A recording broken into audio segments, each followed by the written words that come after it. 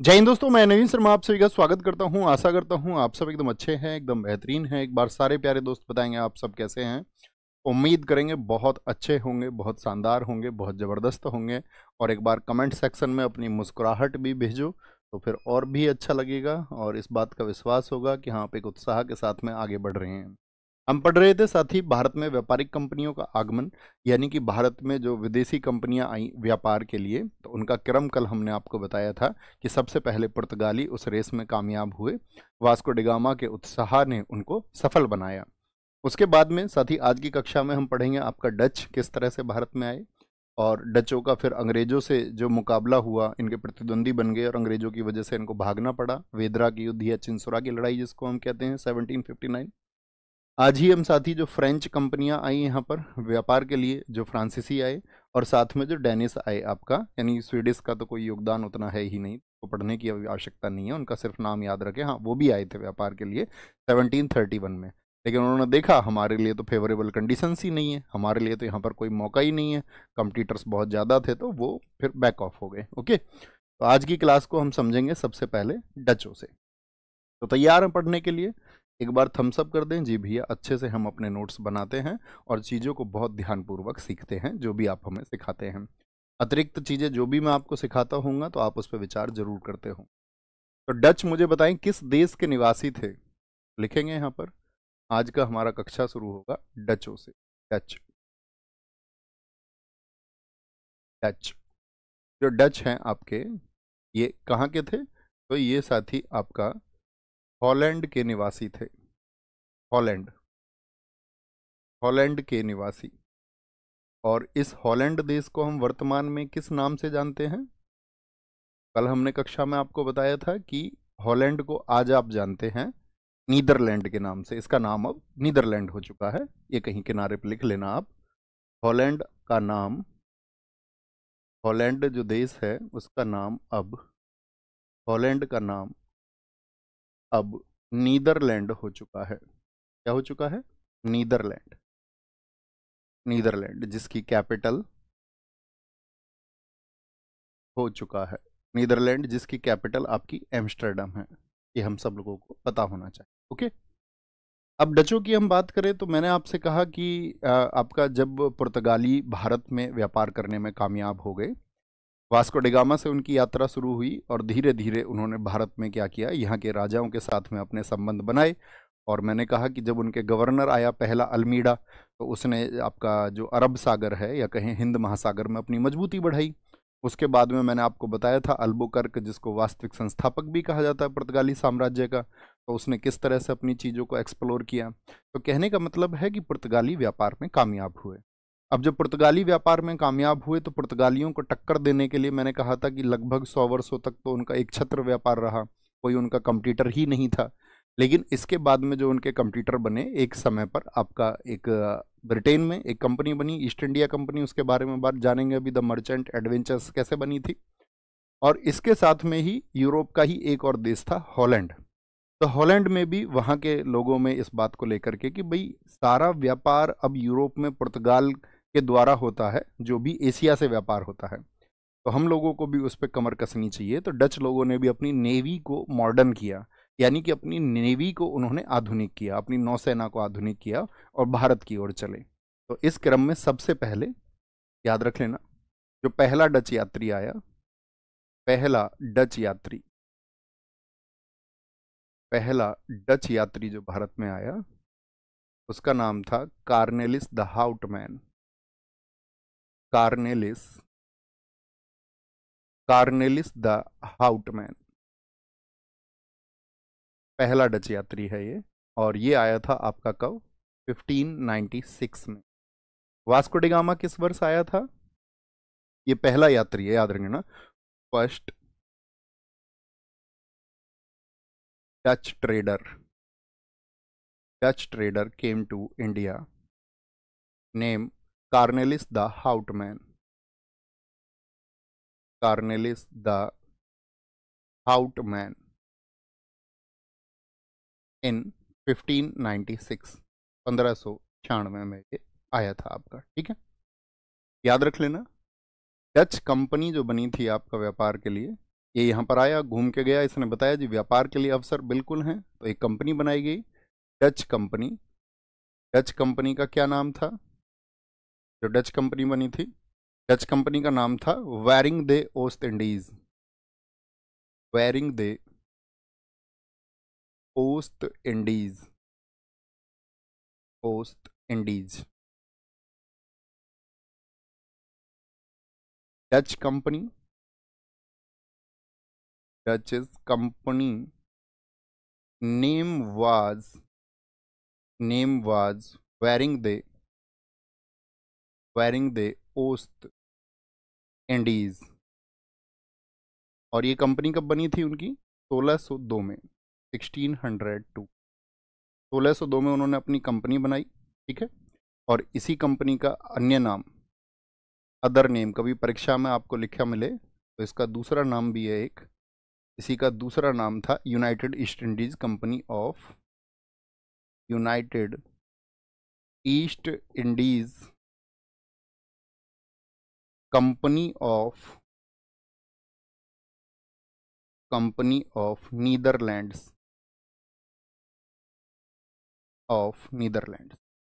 तो ये कंपनी बनी और इन्होंने कहा कि भाई हम भी भारत में व्यापार करेंगे, एशिया के साथ में व्यापार करेंगे और आगे बढ़े। और पहली फैक्ट्री जो अपनी बनाई, पहली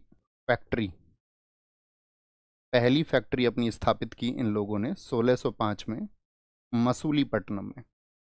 मैं आपसे जानना चाहूंगा मसूलीपट्टनम भारत के किस राज्य में स्थित है?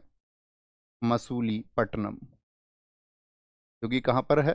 आंध्र प्रदेश में है। ये इनकी पहली फैक्ट्री थी, ठीक है। अच्छा, किस वर्ष में बनी? 1605 में बनी। दूसरी फैक्ट्री का मतलब यहाँ पर कोई उत्पादन होता था, यस और नो? मैंने कल फैक्ट्री का मीनिंग आपको समझाया था। क्या यहाँ की फैक्ट्रियों में कोई उत्पादन होता था? आप कहेंगे नहीं भैया, ये तो सिर्फ सेंटर होती थी। पुलिकट जो कि आपका केरला में स्थित है, केरला में, ठीक है। अब दरअसल में मैंने कहा कि भारत में इनसे पहले व्यापार कौन कर रहे थे? पुर्तगाली। तो क्या पुर्तगालियों से इनके कॉन्फ्लिक्ट नहीं हुए होंगे? या भारत के जो स्थानीय राजा थे उस समय, क्या वो विरोध नहीं करते होंगे? जैसे कि मैं आपसे जानना चाहूंगा 1605 में आपका भारत में जो आपका सेंट्रल पावर था, कौन सा राजा था? आप सबको पता होना चाहिए कि 1605 वह वर्ष है जब अकबर की डेथ हो चुकी थी और एक नया रूलर आया था, जहांगीर। तो केंद्रीय शासन के रूप में जहांगीर था। और आपका अगर बात करें उसी समय पर, मैंने आपको बताया था कि अगर 1605 में हम बात करें तो जो मराठा शासन है दक्षिण में, क्या उसका एग्जिस्टेंस था? आप कहेंगे नहीं। तो एक सेंट्रल पावर हुआ करता था अकबर, मैंने कहा दक्षिण तक उसका साम्राज्य था। तो ये लोग मतलब ऐसे कार्रवाई नहीं करते थे कि भाई सेंट्रल पावर इनके खिलाफ हो जाए या केंद्रीय शासन इनके खिलाफ हो। ये परमिशन लेते थे व्यापार की। और जो स्थानीय सूबेदार होते थे, जैसे मैं आपसे पूछूं अकबर के समय पर कितने सूबे थे? अकबर के समय सूबों की संख्या कितनी थी या प्रोविंसेस कितने थे? ये मैंने आपको बताया था। जैसे आज भारत में वर्तमान समय पर 28 राज्य हैं, तो ऐसे ही अकबर के समय पर भी सूबे बटे हुए थे। तो आप कहेंगे अकबर के समय के जो सूबे थे, यानी कि अकबर के समय पर जिम्मेदारियां सूबेदार के पास में थी। और जो सूबेदार के पास में जिम्मेदारियां थी, बहुत बढ़िया, 12 + 3 टोटल 15 सूबे अकबर के समय पर थे। संदीप कुमार जी एकदम सही आंसर आपका आया, प्रिया शर्मा एकदम सही आंसर है। तो 15 सूबे हुआ करते थे। तो ये लोग क्या करते थे, वहां के सूबेदार से कनेक्ट करते थे कि भाई साहब हमको एक थोड़ा सा बिजनेस करना है। तो वो कहते थे ठीक है, पुर्तगाली पहले से कर रहे हैं, तुम भी कर लो थोड़ा सा व्यापार। और क्योंकि उनको तो फायदा ही होता था उस व्यापार से, क्या होता था, उन सूबेदारों को टैक्स जाता था और वो टैक्स जाता था आपका आगरा और दिल्ली। तो इस तरह से इनको परमिशन प्राप्त होती थी, क्योंकि ये कोई लड़ने के उद्देश्य से नहीं आते थे। या बात करें कि उस समय पर इनका उद्देश्य ऐसे भी स्पष्ट नहीं होता था कि धार्मिक है, क्योंकि इनका उद्देश्य उस समय पर होता था सिर्फ व्यापारिक, कि भाई साहब हमें तो व्यापार के लिए परमिशन दे दो और थोड़ा सा व्यापार हमारा भी हो जाएगा। क्योंकि पुर्तगाली पहले से कर रहे थे तो इन लोगों को भी परमिशन मिलती थी, ठीक है। तो जब इन्होंने यहाँ पर फैक्ट्री बनाई तो अब दिक्कत किसको होगी? पर राजा को तो पुर्तगालियों से जो टैक्स मिल रहा है वो टैक्स इनसे भी ले लेगा, उसे तो कोई दिक्कत नहीं है। लेकिन जिसका व्यापार इस्टेब्लिश है, यानी कि व्यापार किसका इस्टेब्लिश है इस समय? पुर्तगालियों का। तो पुर्तगालियों को दिक्कत होती होगी, हाँ या ना? तो इनके ओपोनेंट कौन बन गए, इनके प्रतिद्वंदी कौन बनेंगे? तो आप कहेंगे भैया पुर्तगाली बनेंगे, नो डाउट। तो पुर्तगाली और आपका डचों के बीच में संघर्ष शुरू हुआ। और ये संघर्ष शुरू हुआ इंडोनेशिया में। इंडोनेशिया कल मैंने आपको समझाया था, थम्स अप करके बताएं, सारे लोग जानते हैं इंडोनेशिया मैप पर कहाँ पर है। तो अगर आप देखेंगे भारत के अगर आप साउथ ईस्ट की तरफ देखेंगे तो साउथ ईस्ट की तरफ आप पाएंगे कि इंडोनेशिया है नीचे की तरफ। तो इंडोनेशिया में, क्योंकि मैंने कहा था ये लोग समझ चुके थे कि भाई डच लोगों का ये मानना था कि भारत से ज़्यादा अच्छे मसाले तो इंडोनेशिया, सुमात्रा, जावा यहाँ पर हैं। तो इंडोनेशिया में इनके कॉन्फ्लिक्ट सबसे पहले शुरू हुए और वो कॉन्फ्लिक्ट शुरू हुए थे 1605 में ही। इसीलिए ये लोग कहाँ पर सेंटर बना रहे हैं, देखो इन लोगों के सेंटर बनाने का अर्थ ही क्या था। इनका सेंटर बनाने का अर्थ था कि इधर आंध्र प्रदेश की तरफ सेंटर बनाएंगे और इधर जो इंडोनेशिया इधर की तरफ का जो व्यापार है उसको हम कंट्रोल करेंगे। ठीक है, तो 1605 में क्या हुआ, इंडोनेशिया में इनका वॉर हुआ, ये आपको याद रख लेना है। 1605 में इन 1605 क्या हो गया, इंडोनेशिया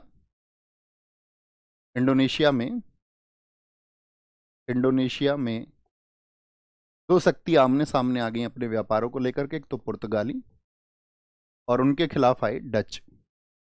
और डचों ने यहां पर कामयाबी इस बात में पाई कि इन्होंने पुर्तगालियों को हरा दिया।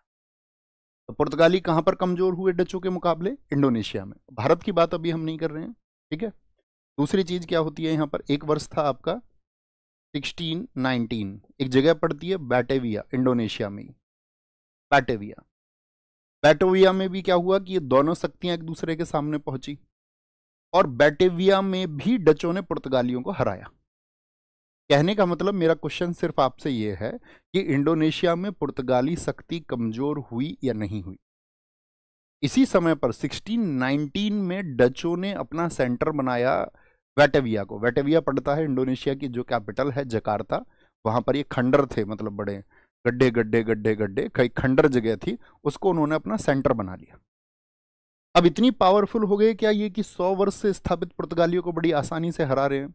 दरअसल में डचेस जो पावर थी, यानी कि डचों की शक्ति का कारण क्या था कि जो हॉलैंड है ना आपका, उस हॉलैंड में उस समय पर 2 बैंक बने थे और उन बैंकों ने मैसेज दिया पूरे देश को, हॉलैंड को, कि जो भी इस बैंक में निवेश करेगा उसको बैंक सालाना 18% रिटर्न की गारंटी देगा।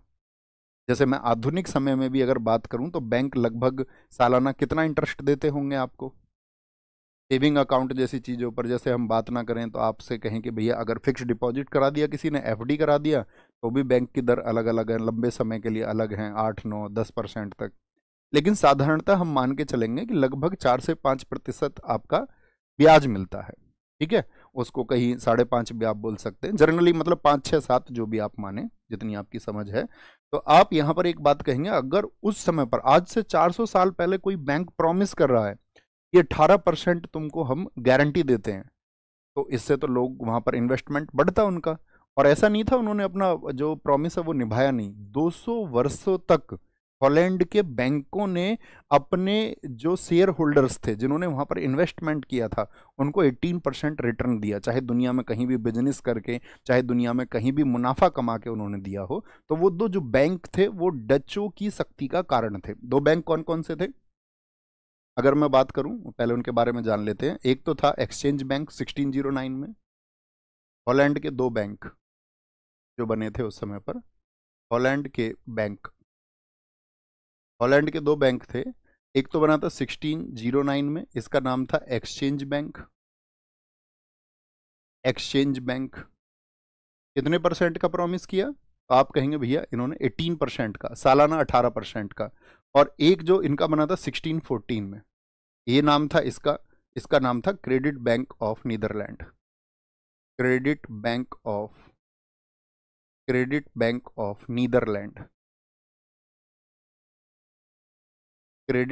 Of Netherlands. तो 2 बैंक बने, इन्होंने प्रॉमिस किया। तो कहने का मतलब है हॉलैंड के जो व्यापारी थे उनको शक्तियां मिली, किससे, इन्वेस्टमेंट से उनको काफी धन की सप्लाई होती थी। लेकिन अगर हम हॉलैंड देश की बात करें तो हॉलैंड देश उतना मजबूत नहीं था कि अपनी चीजों को, अपने संसाधनों को वो ढोता रहे। यहाँ के अधिकारियों में क्या था हॉलैंड के लोगों को, क्योंकि इनकी सैलरी बहुत कम थी, हॉलैंड की जो ईस्ट इंडिया कंपनी, हम सभी कंपनियों को ईस्ट इंडिया कंपनी इसलिए कहते हैं क्योंकि वो ईस्ट में व्यापार के लिए आई। तो हॉलैंड वासियों को बहुत ज़्यादा वेतन नहीं मिलता था इनकी कंपनी के कर्मचारियों को, तो यहाँ के जो कर्मचारी थे, यानी कि वेरिंग दे ओस्ट इंडीज के जो कर्मचारी थे, वो अपने निजी व्यापार पर ज़्यादा ध्यान देते थे। तो खुद के बिजनेस को ढूंढते रहते थे, अच्छा मेरा कैसे फायदा होगा, क्योंकि कंपनी के फायदे के बारे में ज़्यादा विचार नहीं करते थे, और वही उनके पतन का कारण भी बना। अच्छा, जब ये शुरुआती दौर में डच हमारे देश में आए तो अंग्रेजों को इनका समर्थन था, मतलब ये कह सकते हैं हम गहरी दोस्ती भी नहीं थी तो दुश्मनी भी नहीं थी, क्योंकि सबके दुश्मन कौन है इस समय पर, आप आंसर करें जरा, सोचें। सबके दुश्मन कौन रहे होंगे व्यापार के लिए, क्योंकि जो पहले से स्टेब्लिश है उसी से तो सबकी आपका प्रतिद्वंदिता होगी, उसी को तो ओपोनेंट मानेंगे। तो ओपोनेंट सब मानते थे पुर्तगालियों को। तो अंग्रेज भी अगर कोई आता था ना इस समय पर, क्योंकि अभी अंग्रेजों के बारे में बात बताएंगे कि ईस्ट इंडिया कंपनी या आपका ये जो वो वर्ष हैं 1608 में आपका आपका जहांगीर के समय पर आ गया था 1609 में, जिसका नाम है हॉकिंस। तो हॉकिंस ने सूरत वगैरह में, या फिर अगर हम बात करें मसूलीपट्टनम वगैरह में, छोटी छोटी फैक्ट्री खोलनी शुरू कर दी थी 1611-13 में। तो डच और अंग्रेजों की ऐसे समझो दूर की दोस्ती थी, वो ये कहते तुम पुर्तगालियों को मारो। लेकिन इन्होंने क्या भूल की डचों ने, तो इंडोनेशिया में ही एक जगह पड़ती है अम्बोनिया, अम्बोनिया में अंग्रेज भी व्यापार कर रहे थे, डच भी थे वहां पर, पुर्तगाली भी थे। अब भिड़ंत हो गई वहां पर व्यापारियों के बीच में, क्योंकि अपना खुद का बिजनेस ढूंढते रहते थे डच लोग। तो अम्बोनिया हत्याकांड हुआ एक 1623 में, जिसकी वजह से अंग्रेज और डचों के बीच में तनातनी हो गई, या एक दूसरे के राइवल्स हो गए। 1623 में क्या घटना हुई, 1623 में एक घटना हुई, अम्बोनिया हत्याकांड, अम्बोनिया मैसाकरे जिसको हम बोलते हैं, अम्बोनिया मासाकरे या अम्बोनिया हत्याकांड। यहाँ पे कई अंग्रेजों की हत्या कर दी डचों ने, तो अंग्रेज इनके थोड़ा सा क्या हो गए, खिलाफ हो गए।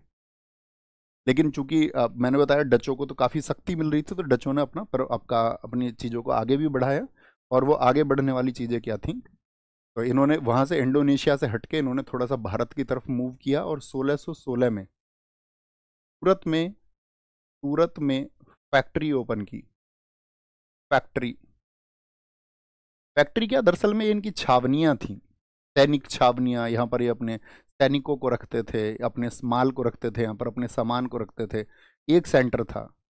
1616 में सूरत में फैक्ट्री स्थापित की। इनका क्रम जान रहे हैं हम क्या है, पहले इसको नोट करना। 1616 में, और 1641 में मलक्का जीता। मलक्का की स्थिति कहाँ पर है बताओ फटाफट से, कल मैंने मलक्का मैप पर आपको दिखाया था। वॉन या कॉन्क्वर्ड मलक्का, ये लाइन लिखना, कॉन्क्वर्ड मलक्का। एक बार सारे लोग लिखें, मलक्का की स्थिति आप कहाँ पर समझते हैं, मैं आपका आंसर देखना चाहूँगा। मलक्का की स्थिति भैया मलेशिया के पास में है, बहुत बढ़िया, ठीक है। तो इधर इन्होंने क्या किया, आपका भारत की तरफ आए, और फिर जैसे जहाँ पर स्थिति शांत हुई तो इंडोनेशिया मलेशिया की तरफ फिर से गए। 1641 का वही वर्ष है जब इन्होंने आपका विलीमीपट्टम में, 1641 में विलीमीपट्टम की अगर हम बात करें, ये कहाँ पर स्थित है, विलीमीपट्टम, पट्टम नाम की जगह ज़्यादातर आपका आंध्रा में। 1641 में विलीपट्टम में फैक्ट्री खोली, छोटी छोटी फैक्ट्री खोल रहे हैं और अपने व्यापार को आगे बढ़ा रहे हैं। इस समय पर आपका अंग्रेज भी मौजूद हैं, पुर्तगाली भी मौजूद है। लिख लेंगे ना इसको, ओपन ए फैक्ट्री इन विलीपट्टम इन 1641। इसके बाद में आपका 1645 में कराईकल में, 1645 में कराईकल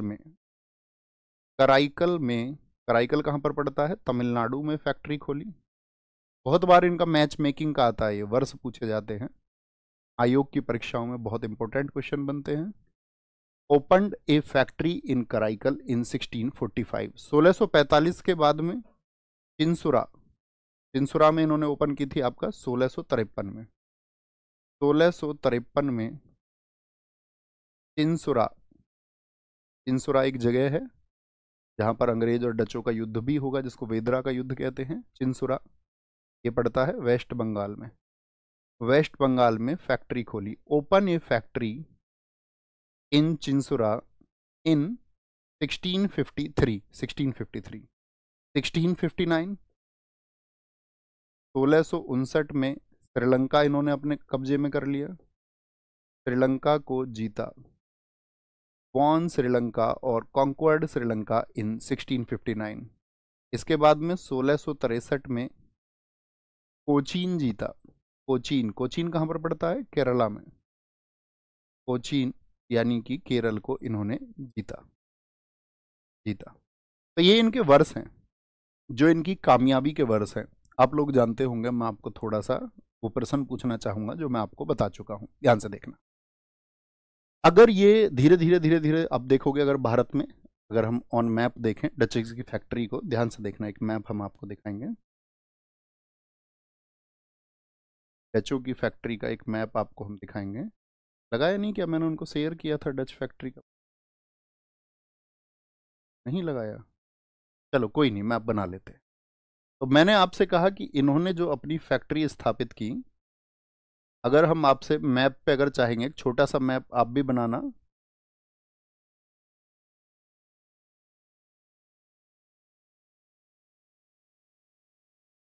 आप एक छोटा सा मैप बनाना और उस पर एक बार नोट डाउन करो कि फैक्ट्रियाँ कहाँ कहाँ पर हैं, एक बार मार्क करेंगे। पहली फैक्ट्री मैंने बोला मसूलीपट्टनम, यानी कि किधर होगी? आपका आंध्र प्रदेश में। हम मार्क करेंगे बस, आप यस करना जी, आप समझ पा रहे हैं। एक मैंने बोला आपसे, इन्होंने 1610 में आपका पुलिकट में, केरल में, यानी कि इस तट पर, पश्चिमी तट पर स्थापित की। 1616 में कहाँ गए? आपका सूरत, यानी कि गुजरात क्षेत्र में आए आपका, यहाँ पर इन्होंने फैक्ट्री स्थापित की। इसके बाद में मैंने आपसे कहा 1641 में कहाँ पर गए? वापस आंध्र प्रदेश, विलीपट्टम में एक फैक्ट्री स्थापित की इन्होंने। 1645 में ये लोग कहाँ पर आए? तमिलनाडु में एक फैक्ट्री इन्होंने स्थापित की। ठीक है, इनके नाम भी नोट करना, आप मैप बनाया करो हमेशा कागज पर। 1653 में ये कहाँ गए? आपका हुगली नदी के किनारे, हुगली नदी के किनारे, क्योंकि बंदरगाह पड़ता है वहाँ पर, कोलकाता बंदरगाह आज आप जानते होंगे, तो वहाँ हुगली में इन्होंने, चिंसुरा में। 1659 की अगर हम बात करें, आपका इधर श्रीलंका की तरफ गए, और 1663 में यहाँ पर केरला में। तो ये इनकी फैक्ट्री थी। क्लियर है इनकी फैक्ट्रियों की स्थिति? कोई दिक्कत तो नहीं? अच्छा, जब इन्होंने अपनी फैक्ट्रियां स्थापित की, तो फिर ये मतलब बहुत कामयाब क्यों नहीं हुए? इनके बहुत कामयाब ना होने का कारण है, इन्होंने जो बंगाल में, ये जो वर्ष है इनका 1653, जब बंगाल में ये लोग व्यापार करते थे रेशमी वस्त्रों का। क्या था बंगाल में? यहाँ पर क्या उद्देश्य था? यहाँ पर इनका जो रेशमी वस्त्र होते थे, आपका रेशम के जो वस्त्र होते थे, ये इनके टारगेट पर थे। यहाँ पर और भी बहुत सारा व्यापार करते थे रेशमी वस्त्रों के अलावा। अगर हम बात करें, जैसे कि जो कासिम बाजार था वहाँ पर, वहाँ के बाजार को भी ये कंट्रोल करना चाहते थे। तो ये बात का मैसेज वहाँ के मुगल सूबेदार ने दिया आपका शाहजहां को, क्योंकि इस समय पर शाहजहां था। भाई आप सब जानते हैं ना, अगर 1627 से 1658 तक कौन शासक था? मुगल शासक, तो शाहजहां था। तो शाहजहां को जब ये मैसेज मिला, तो शाहजहां ने इनके खिलाफ कार्रवाई की थी, यहाँ पर डचों के खिलाफ। तो डचों के खिलाफ जब ये कार्रवाई हुई, तो यहाँ पर डच कमजोर हुए, और फिर बाद में इनके व्यापार को नुकसान पहुंचाया था मराठा साम्राज्य ने। जैसे मैंने आपको बताया था, बाजीराव ने पुर्तगालियों को किस वर्ष में हराया था? तो वहां पर भी पुर्तगाली कमजोर हुए। आपको याद होना चाहिए 1739, जो सालसेट द्वीप है महाराष्ट्र का, या बसीन है, वो पुर्तगालियों से छीन लिया था। किस व्यक्ति ने छीना था, जरा बताएं? 1739 में हमने एक वॉरियर बताए थे आपको, 1720 से 1740 तक मराठा पेशवा थे, बाजीराव। बहुत कमाल, एकदम ठीक वर्ष आप सब लोगों ने लिखा है, 1739। इस्माइली शर्मा एकदम ठीक आंसर है। तो कहने का मतलब है, एक तरफ तो मुगल इनके खिलाफ हुए, ठीक है, क्योंकि मुगलों का पक्ष हो गया था अंग्रेजों की तरफ। दूसरा जो मराठा साम्राज्य है वो इनके खिलाफ हुआ, और तीसरे इनके अपोनेंट कौन है? अंग्रेजों को ये अपने खिलाफ धीरे धीरे, जब अंग्रेजों को ये लगा कि यार पुर्तगाली तो कमजोर हो गए व्यापार में, और डच एक शक्ति बन के उभर रहे हैं, तो अब अपोनेंट कौन हो गया? अब अंग्रेज भी व्यापार कर रहे थे, तो अंग्रेज और डच एक दूसरे के विरोधी हो गए, और इसी विरोध के चलते हुए इनका वॉर हुआ, आपका वेदरा का वॉर, जिसको चिनसुरा की लड़ाई हम कहते हैं। तो वो जरूर लिखना, चिनसुरा की लड़ाई लिखना। डचों का पतन, डचों को जो हराया गया, डचों का पतन, पतन 1759 में, 1759 में वेदरा के युद्ध से हुआ, वेदरा के युद्ध से हुआ। क्योंकि वेदरा के युद्ध से हुआ। 1739 में भी बहुत कमजोर हुए थे, वो हम आपको पढ़ा चुके हैं। तो क्या बोलेंगे, Dutch fall from Vedraj war. किस जगह पे पड़ा हुआ था वेदरा का युद्ध, कौन बताएगा? वेदराज वॉर। और ये वेदरा का युद्ध हुआ था आपका, जिसको हम चिंसुरा की लड़ाई भी कहते हैं। चिंसुरा का युद्ध, चिंसुरा का युद्ध, चिंसुरा का युद्ध। और चिंसुरा का युद्ध ये हुआ था वेस्ट बंगाल में। कहाँ पर? वेस्ट बंगाल। ये हमको याद रखना। ओके। देखो, चिंसुरा बहुत फेमस जगह थी पश्चिम बंगाल की। चिंसुरा में दरअसल में क्या था कि यहाँ पे सोरा का उत्पादन भी होता था, अगर आपने सुना हो। सोरा, सोरा, क्योंकि सोरा जो है वो गन पाउडर बनाने के काम में आता है। अब गन पाउडर का इस्तेमाल होता था यूरोप में जो लड़ाइयाँ चल रही थी उसमें, तो इस सोरा के लिए भी बड़ा संघर्ष रहता था, तो बंगाल में जाना चाहते थे सब लोग। दूसरा कारण था कि बंगाल बहुत समृद्ध प्रदेश भी था भाई। उस समय के बंगाल की अगर हम बात करें, आज का जो बिहार है, आज का जो उड़ीसा है, ये सब किस क्षेत्र में आते थे? बंगाल में। या आज का जो बांग्लादेश पूरा देश है, तो ये बड़ा मतलब एक समृद्ध देश था। समृद्ध राज्य हम कहें तो ज़्यादा अच्छा है, समृद्ध प्रदेश कहें तो ज़्यादा अच्छा है। तो वो क्या था आपका, बहुत प्रोस्पेरस था, क्योंकि वहाँ पे फसलें बहुत अच्छी होती थी, व्यापार के लिए सही स्थितियाँ थी। आपका जो रूट थे आपका, यानी कि जैसे कि हमने जानते ही हैं, आपका शेर शाह सूरी ने आपका कलकत्ता तक एक रूट बनवाया था, जीटी रोड, जो किधर से जोड़ता था आपका पाकिस्तान से। यानी कि आपका जो आपका स्थल मार्ग था, स्थल मार्ग का मतलब क्या हो गया, आपका जो लैंड रूट था वो भी आसानी से कलकत्ता तक पहुंचता था। तो वेस्ट बंगाल के लिए बहुत सारे ऑप्शन थे। उधर कलकत्ता बंदरगाह था, तो जल के द्वारा भी आप वहां पर पहुंच सकते थे। ठीक है, तो ये सब कारण थे। इसीलिए वेस्ट बंगाल के लिए बहुत होड़ होती थी। और वही संघर्ष आपका आपने देखा पुर्तगालियों के मध्य भी हुआ। अब पुर्तगाली बाजार में थोड़े से क्या हो गए, सिकुड़ गए। थोड़ी सी शक्ति किसकी बढ़ी, डचों की। डच किससे टकराए, अंग्रेजों से। कामयाब कौन हुआ इस युद्ध में? तो इस युद्ध में याद रख लेना कौन जीता इस युद्ध को, इसको अंग्रेज जीते। तो लिखे अपनी कॉपी में, वेदरा के युद्ध में छोटा सा एक पॉइंट लिख ले, विजय हुई आपका अंग्रेजों की। अब ये जो अंग्रेज कैसे कैसे आए फिर, अब इन अंग्रेजों के बारे में भी जानना जरूरी है। दरअसल में अंग्रेज तो भारत में बहुत प्राचीन समय से आते रहे। जैसे अकबर के समय पर मैंने बताया था, एक अंग्रेज आया था सबसे पहले। क्या नाम है उसका, कोई बता पाए तो? अगर तो 1579 में, 1579 में एक ईसाई मिशनरी भारत में आया था, स्टीफन्स थॉमस। 1583 1583 में भी एक आया था मिशनरी, उसका नाम था रॉल्फ फिंच। तो ये अकबर के टाइम पर आए थे सारे लोग, और इन्होंने जाकर के भारत की समृद्धता के बारे में बताया वहाँ यूरोप में। यानी कि ब्रिटिश, जब ये ब्रिटेन गए तो इन्होंने ब्रिटेन जाकर के उनको बताया कि भाई यार कितना समृद्ध है भारत। और मैं भारत की समृद्धता के बारे में आपको बता दूं कि भारत कितना अमीर था। आज दुनिया में जो प्रोडक्शन है, मैं पहले भी तुलना की थी आपसे जब मैं पॉलिटी पढ़ा रहा था, कि आज दुनिया में चाइना लगभग 28% प्रोडक्शन करता है पूरे वर्ल्ड का, 28%। भारत की उस समय की जीडीपी पूरी दुनिया का 25% थी, और यूरोप, पूरे यूरोप की जीडीपी से मिला करके बहुत ज्यादा थी। अगर ब्रिटेन की जीडीपी से आप तुलना करोगे ना, ब्रिटेन की जीडीपी उस समय पूरी दुनिया की जीडीपी, जीडीपी तो समझते हो ना, वेल्थ हो गई, मतलब एक देश की। जैसे कि मैं आपसे पूछूं आपके पास कितना पैसा है, तो ऐसे ही वेल्थ डिसाइड होती है पूरे देश की। तो पूरा देश कितना समृद्ध है, जीडीपी दर्शाती है। तो ब्रिटेन की जीडीपी थी पूरी दुनिया का 2%, और भारत की जीडीपी थी पूरी दुनिया का 25%। तो ताकतवर देश कौन था, ताकतवर देश कौन था? तो आप कहेंगे भैया नो डाउट भारत था। भारत को तो मतलब इतना लूटा गया है।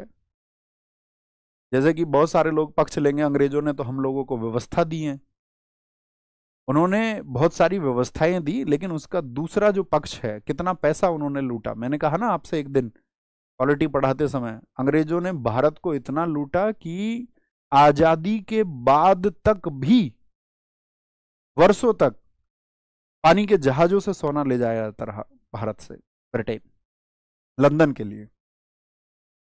जैसे कि आप एक लूट से ऐसे समझना, बहुत सारे लोगों ने, मतलब फिक्स तो पता नहीं चलता अंग्रेजों ने कितना भारत से लूटा है, लेकिन आंकड़े बहुत सारे लोगों ने दिए हैं। तो उन आंकड़ों के अनुसार ये माना जाता है कि भारत से अंग्रेजों ने जो लूट की है वो 80,000 खरब रुपए की है। 80,000 खरब रुपए की। मतलब आप सोचिए, नादिर शाह जो एक ईरानी था 1739 में आया, नादिर शाह कितने रुपए लूट के लेके गया था उस समय? 70 करोड़ रुपए। उनकी तुलना आज आप करोगे तो आज से तुलना बैठेगी 12 लाख करोड़ रुपए आज कोई आकर के लूट के ले जाए देश से, तो नादिर शाह से तुम नफरत करोगे कि नहीं करोगे? वर्तमान समय में कोई देश में आए और देश की संपदा का 12 लाख करोड़ रुपए लेके चला जाए, इतना लेके गया था नादिर शाह, तो लोग नफरत करते हैं उससे। ये ईस्ट इंडिया कंपनी 80,000 खरब रुपए लेके गई है यहाँ से लूट के तौर पर, व्यवस्थाएं देने के नाम पर। तो इतनी लूट की, तो सोचिए कितना घृणा का काम रहा होगा। और हमारा देश जो सोने की चिड़िया वास्तव में था, जिसको सोने की चिड़िया हम कहते थे, पूरा विश्व ही कहता था, हम क्या कहते थे, और वो हकीकत में सोने की चिड़िया थी, तो उसका दोहन किया गया। वो दोहन किस तरह से हुआ? अब वहां ब्रिटेन में भी व्यापारी लोग थे। 1588 एक बहुत इंपॉर्टेंट वर्ष है, इसको लिखना, कहीं किनारे पे समझा देते हैं। अगर मैं आपसे पूछूं कि पुर्तगाल की सीमाएं किस देश से सबसे ज्यादा लगती हैं? स्पेन और पुर्तगाल। तो जो स्पेन है, स्पेन भी चाहता था कि उसका व्यापार बढ़े, तो स्पेन में एक राजा था फिलिप सेकंड। फिलिप सेकंड ने अपनी नेवल जो पावर थी उसको इतना बढ़ाया था कि उसने 130 जंगी जहाज बनाए लड़ने के लिए, जो सिर्फ किसके काम को करेंगे? समुद्र में लड़ने का काम करेंगे। अब इसके जंगी जहाजों को, उन जंगी जहाजों को कहा जाता था इनविंसिबल अर्मीडा, यानी कि अजय अर्मीडा के नाम से वो सेना थी, इसको कोई हरा ही नहीं सकता दुनिया में। और 1588 वो वर्ष है जब अंग्रेजों ने अर्मीडा विजय प्राप्त की, यानी कि स्पेन की सेनाओं को हराया। स्पेन के उस जंगी जहाजी बेड़े को अंग्रेजों की सेनाओं के द्वारा हरा दिया गया। तो अंग्रेजों के अंदर एक उत्साह हुआ कि भाई अगर हम इनको हरा सकते हैं तो इनका जो व्यापार है उसको भी हम छीन सकते हैं। तो उन्होंने कई लोग भारत की यात्रा पर भेजे कि भाई भारत में यात्रा करके सिर्फ ये देख के आओ वहां व्यापार के लिए क्या स्थितियां हैं और क्या नहीं है। तो 3 बेड़े भारत में आए थे, याद रख लेना। कुछ वर्ष हैं आपका, एक तो 1588, क्या हम सब करें, क्लियर हुआ? अर्मीडा विजय, अर्मीडा विजय, अर्मीडा विजय किसकी किस पर थी? अर्मीडा विजय में क्या हुआ था? अंग्रेजों ने किसको हराया? अंग्रेजों ने स्पेन को हराया, स्पेन को हराया। एक तो ये बात याद रखें, इससे इनका उत्साह बढ़ा, और इसी उत्साह में इन्होंने जो पहला बेड़ा भारत में भेजा, पहला डेलीगेशन आया इनका व्यापारिक स्थितियों को देखने के लिए, फर्स्ट डेलीगेशन, पहला जो दल इन्होंने भेजा, पहला दल इनका आया 1591 में, जिसको 1591 से 93 की यात्रा भी कहा जाता है। और ये यात्रा करने वाला व्यक्ति था जेम्स लकास्टर। जेम्स लकास्टर भारत में व्यापारिक स्थितियों को देखने आया कि व्यापार के लिए ठीक है स्थितियां या नहीं है, क्या स्थितियां, कैसे फाइट करना पड़ेगा। सेकंड, दूसरा बेड़ा फिर आया, दूसरा डेलीगेशन, वो आया 1596 में, 1596 में, और 1596 में उसका नेतृत्व किया बेंजामिन ने, बेंजामिन के नेतृत्व में, in the leadership of Benjamin, Benjamin के नेतृत्व में। तीसरा बेड़ा, फिर तीसरा भेजा इन्होंने, थर्ड डेलीगेशन आया इनका, तीसरा बेड़ा आया, वो आया 1597 में, और इसकी लीडरशिप की थी जॉन मिल्डेल ने, जॉन मिल्डेल।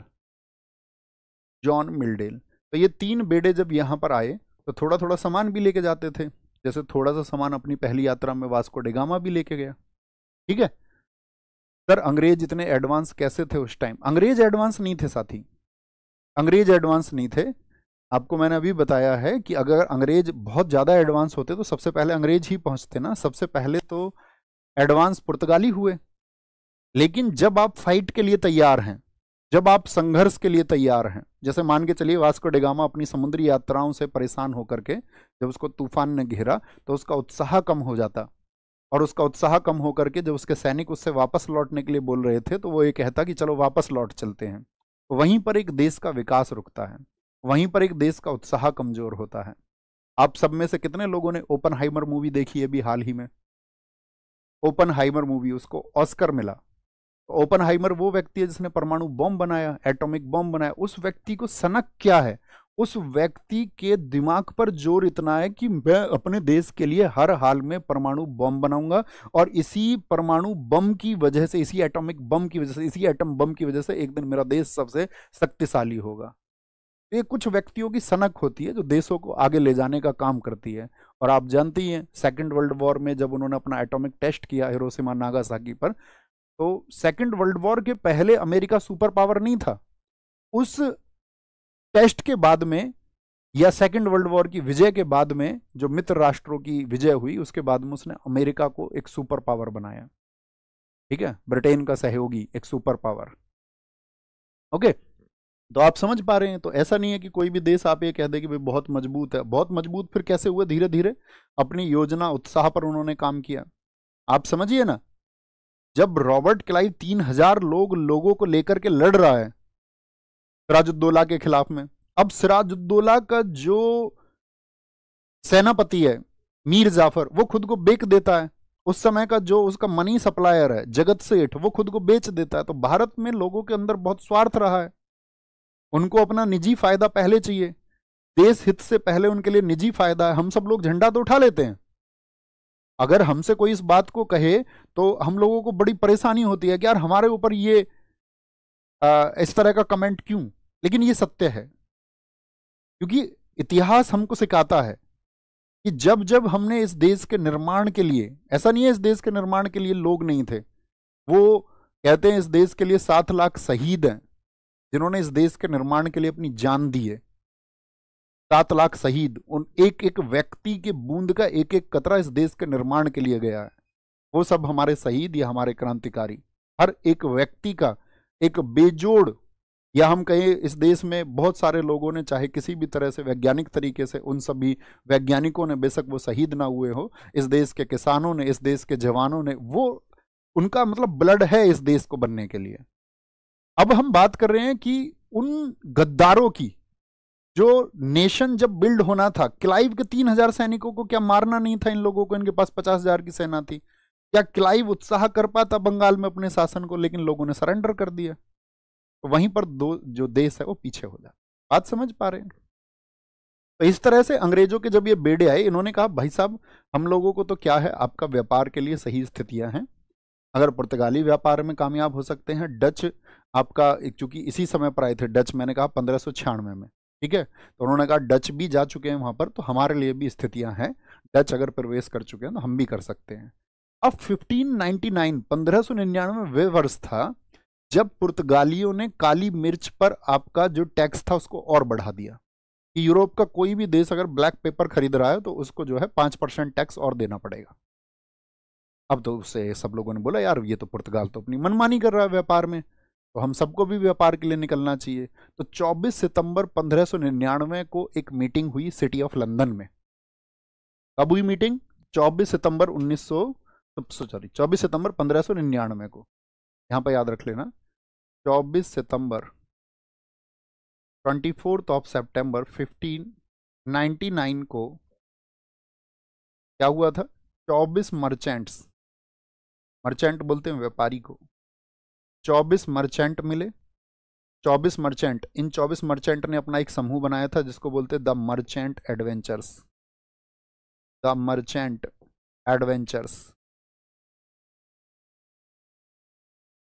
एक ग्रुप था द मर्चेंट एडवेंचर्स। क्या था? ये एक ग्रुप था। ये लोग आपस में बैठे सिटी ऑफ लंदन में, इन्होंने कहा कि भाई हमको भी व्यापार करना है। अब व्यापार के लिए तो आपको चाहिए कि पैसा चाहिए, तो इन्होंने कहा एक काम करते हैं, आपके शेयर होल्डर्स बना लेते हैं। तो इस टाइम पे इन्होंने 125 शेयर होल्डर बनाए। शेयर होल्डर का मतलब होता है कि जो यहाँ पर निवेश करेगा, कल को जो मुनाफा होगा वो मुनाफा उन लोगों में उसी दर से, जिस दर से उन्होंने निवेश किया है उसी हिसाब से, जैसे मान के चलो कोई 10% लगाएगा तो कल मुनाफे का 10% भी उसको मिलेगा। 125 शेयर होल्डर इकट्ठा किए और एक राशि इन सब लोगों ने इकट्ठी की, वो थी 72,000 पाउंड। क्योंकि ब्रिटेन में राशि क्या चलती है? आपका पाउंड चलती है। 72,000 पाउंड रुपए के, यानी कि 72,000 पाउंड इन्होंने इकट्ठे कर लिए। 72,000 पाउंड की एक धनराशि इन्होंने इकट्ठी कर ली कि भाई हम भी अब ईस्ट के देशों के साथ में, पूर्व के देश, सिर्फ भारत नहीं, आप लिखें अन्य किस किस देश के साथ में व्यापार करना चाहते थे, एक देश का नाम लिखें आप। कल की कक्षा से आप समझ चुके होंगे भारत ही इनका मकसद नहीं होता था, इनका मकसद होता था आपका जितने भी दक्षिण पूर्व के देश थे उन सभी से, या हम बोले एशिया के दक्षिण पूर्व के जितने भी देश थे, चाहे भारत हो आपका, या आपका मलेशिया हो, चाहे इंडोनेशिया हो, चाहे सुमात्रा हो आपका, बहुत बढ़िया, जावा कई साथियों ने लिखा, फिर उसमें आपका उसी के सहारे से भाई चाइना वगैरह ये सब जितने भी देश हैं उन सब से व्यापार हमारा हो जाएगा। ठीक है, अब ये तो इन लोगों ने इतना इकट्ठा होकर पैसा तो इकट्ठा कर लिया, अब पैसा इकट्ठा कर लिया तो परमिशन कैसे ले, अब परमिशन भी लेनी पड़ेगी। अब जैसे मान के चलो आप अपने देश में कोई कंपनी बना लो, आप सारे स्टूडेंट और मैं मिलके कंपनी बना लें और हम कंपनी का नाम लिख लें एक्स, और हम बोले सारे लोग मिल करके कि भाई हमको जो है ना वो आपका व्यापार करना है, व्यापार करना है हम सारे लोगों को, किसके, अफ्रीका के साथ में। और हम जो संगठन में जितने लोगों ने पैसा दिया हम सब मिलके कहाँ चले जाएं, देश के प्रधानमंत्री के पास में जाएं। भाई वास्तविक शक्ति कौन है हमारे देश में, पीएम है। हम पीएम से बोलें जाकर के कि आप हमको ऐसी पावर्स दो कि अफ्रीका के साथ में हम व्यापार करेंगे, और उससे जो आपका फायदा होगा वो फायदा वो देश को भी होगा, और उस पर जो भी टैक्स वगैरह होंगे या आपका वो हम देश में जमा करेंगे। तो पीएम क्या बोलेंगे, ठीक है तुम प्रोसीड करो, लेकिन साथ में क्या है, कोई और कंपटीटर नहीं होना चाहिए, हम अकेले होनी चाहिए, मोनोपोली होनी चाहिए हमारी। मोनोपोली का मतलब होता है एकाधिकार, यानी ऐसा नहीं है आप 10-5 कंपनियों को परमिशन दे दो फिर हमारे आपस में कॉन्फ्लिक्ट होंगे तो हम उस व्यापार को उतने अच्छे तरह से नहीं कर पाएंगे। तो इस तरह से ये सब लोग किसके पास गए, ये सब लोग गए ब्रिटेन की महारानी के पास में, और ब्रिटेन की महारानी हुआ करती थी उस समय एलिजाबेथ। एलिजाबेथ के पास में ये सारे लोग जाते हैं, और एलिजाबेथ ने क्या किया इनको, भाई इन्होंने, एलिजाबेथ ने आपका इस कंपनी को बोला द मर्चेंट ऑफ एडवेंचर्स, उन्होंने बोला कि भाई हम एक कंपनी बना रहे हैं। तो उन्होंने बोला ठीक है, कंपनी आपका दस्तावेज के रूप में हो, भाई कंपनी होगी तो प्रोफार्मा होगा ना उसका, कौन है कंपनी में शेयर होल्डर्स कौन है, कंपनी का डायरेक्टर कौन है। तो उस तरह से वो पूरा प्रोविज़न बना करके एक डॉक्यूमेंट फाइल किया गया कि भाई ये कंपनी है, और उस कंपनी की स्थापना हुई, याद रख लेना, ईस्ट इंडिया कंपनी की स्थापना। ईस्ट इंडिया, इसको भी हम ईस्ट इंडिया कंपनी ही बोलेंगे, दरअसल में इसका नाम इस समय तक ईस्ट इंडिया कंपनी नहीं था, गौर करिए मेरी बात पर, इस समय तक इसका नाम ईस्ट इंडिया कंपनी नहीं था। ईस्ट इंडिया कंपनी नाम तो बहुत बाद में पड़ा, 1708 में, जब दो नई कंपनियों को और साथ में जो कंपनी 1600 में बनी, इन तीनों को मर्ज करके एक कंपनी बनाया गया। ठीक है, अभी ईस्ट इंडिया कंपनी जर्नली बोलेंगे। ईस्ट इंडिया कंपनी की स्थापना, ईस्ट इंडिया कंपनी की स्थापना 31 दिसंबर, साल का अंतिम दिन था, 1600 एडी में हुई। और भारत में राजा कौन था इस समय पर, बताओ। भारत में राजा आप सबको पता ही होना चाहिए, भैया अकबर था। Establishment of East India Company in 1600 AD, कौन थी, ब्रिटेन की महारानी एलिजाबेथ। यहां पर लिखना इस बात को, एलिजाबेथ के पास में गई, कंपनी बन गई। तो एलिजाबेथ ने क्या किया, भैया एक बार थम्स अप करके बताना, ये ब्लू कलर दिख जाता है ना आपको, एलिजाबेथ थी इस समय पर। एलिजाबेथ ने 15 वर्षों का 15 वर्षों का एकाधिकार प्रदान किया, यानी 1600 से लेकर के 1615 तक आप अकेले रहेंगे इस मार्केट में, ब्रिटेन की तरफ से प्रदान किया। ठीक है, क्या बोलेंगे, Elizabeth granted a monopoly for 15 years. और किसके साथ में एकाधिकार प्रदान किया, किसके लिए, पूर्वी देशों के लिए, पूर्वी देशों के लिए, ऐसा नहीं पश्चिमी देशों के लिए, सिर्फ पूर्वी देशों के लिए, यानी कि जो ईस्ट में पड़ते हैं, क्योंकि यूरोप के ईस्ट में भारत है। तो इस तरह से इनको परमिशन मिल जाती है। और कंपनी का जो नाम था इस समय पर लिखना, कंपनी का नाम था, साफ दिखता है ना ये कलर इस पे साफ दिखता है ना, एक बार बोलो भैया। 1833, हाँ 1833 भी लिखते हैं उसको, उसको भी बताएंगे 1833 में क्या हुआ था। 1874 में ये कंपनी खत्म हो गई थी, 1874 में। वर्तमान में तो इसको एक इंडियन है, संजीव मेहता, पॉलिटी की क्लासेस में मैंने आपको बताया था, संजीव मेहता ने उसको खरीद लिया है। है ना। अब उसके ऊपर बहुत सारी चीज़ें बनी कि एक भारतीय ने बदला लिया है, जिन्होंने हमको लूटा, इतने सालों तक राज किया, साफ दिखता है। ओके, तो कंपनी का जो नाम था, जब ये कंपनी बनी थी तो ईस्ट इंडिया कंपनी नहीं थी, इसका नाम था the governor and merchants of the governor and merchants of London trading into the east Indies, into the east Indies, ये इस कंपनी का नाम था। क्या बोलेंगे? The governor and merchants of London trading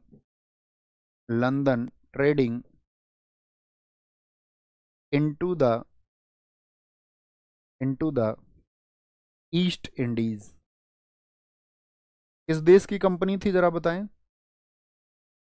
अच्छा, आप जैसे हम कई बार बोलते हैं ब्रिटेन, कई बार हम बोल देते हैं आपका यूके, यूनाइटेड किंगडम, या कई बार हम ग्रेट ब्रिटेन शब्द भी बोलते हैं।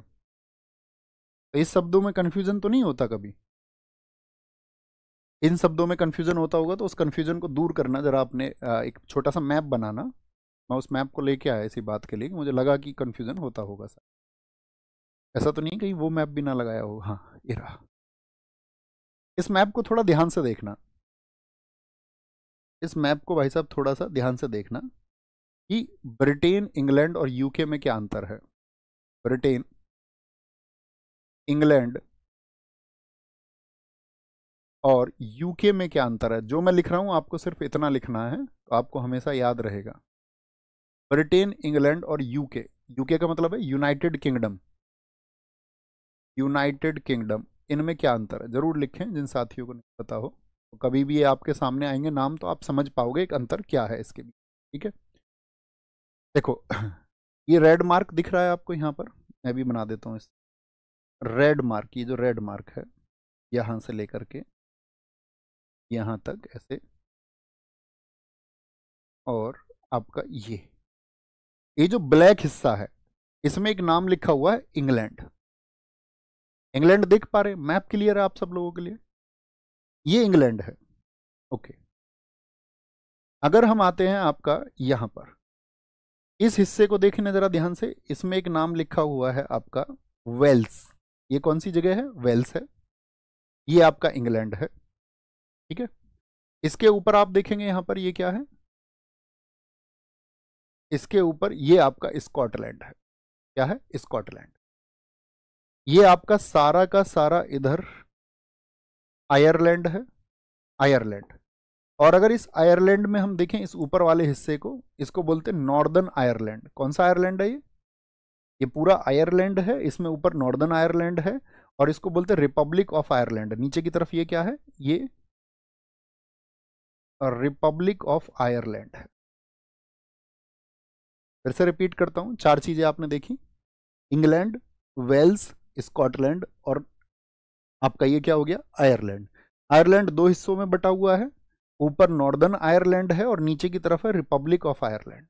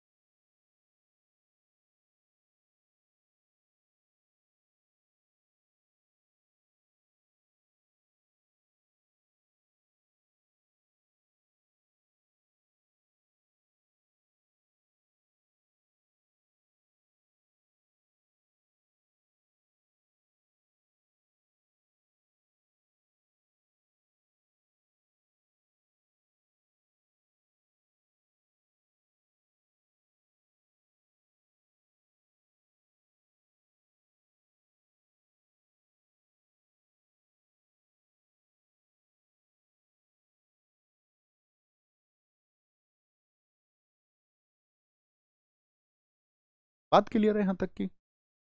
अब सारी चीजें क्लियर हो जाएंगी। तो इंग्लैंड में तो कोई कंफ्यूजन ही नहीं है, इंग्लैंड एक अलग देश है। इंग्लैंड में किसी को कोई कंफ्यूजन? इंग्लैंड जिसकी राजधानी लंदन है, इंग्लैंड आप सब लोगों को साफ दिख रहा है, एक अलग देश है, ठीक है। अब बात करते हैं ब्रिटेन क्या है फिर। तो जो ये ब्रिटेन है, कभी भी जब ब्रिटेन बोलेंगे तो ब्रिटेन का मतलब होगा England plus Wales, England plus Wales, यानी कि ये हिस्सा और इस हिस्से को मिला दिया जाए।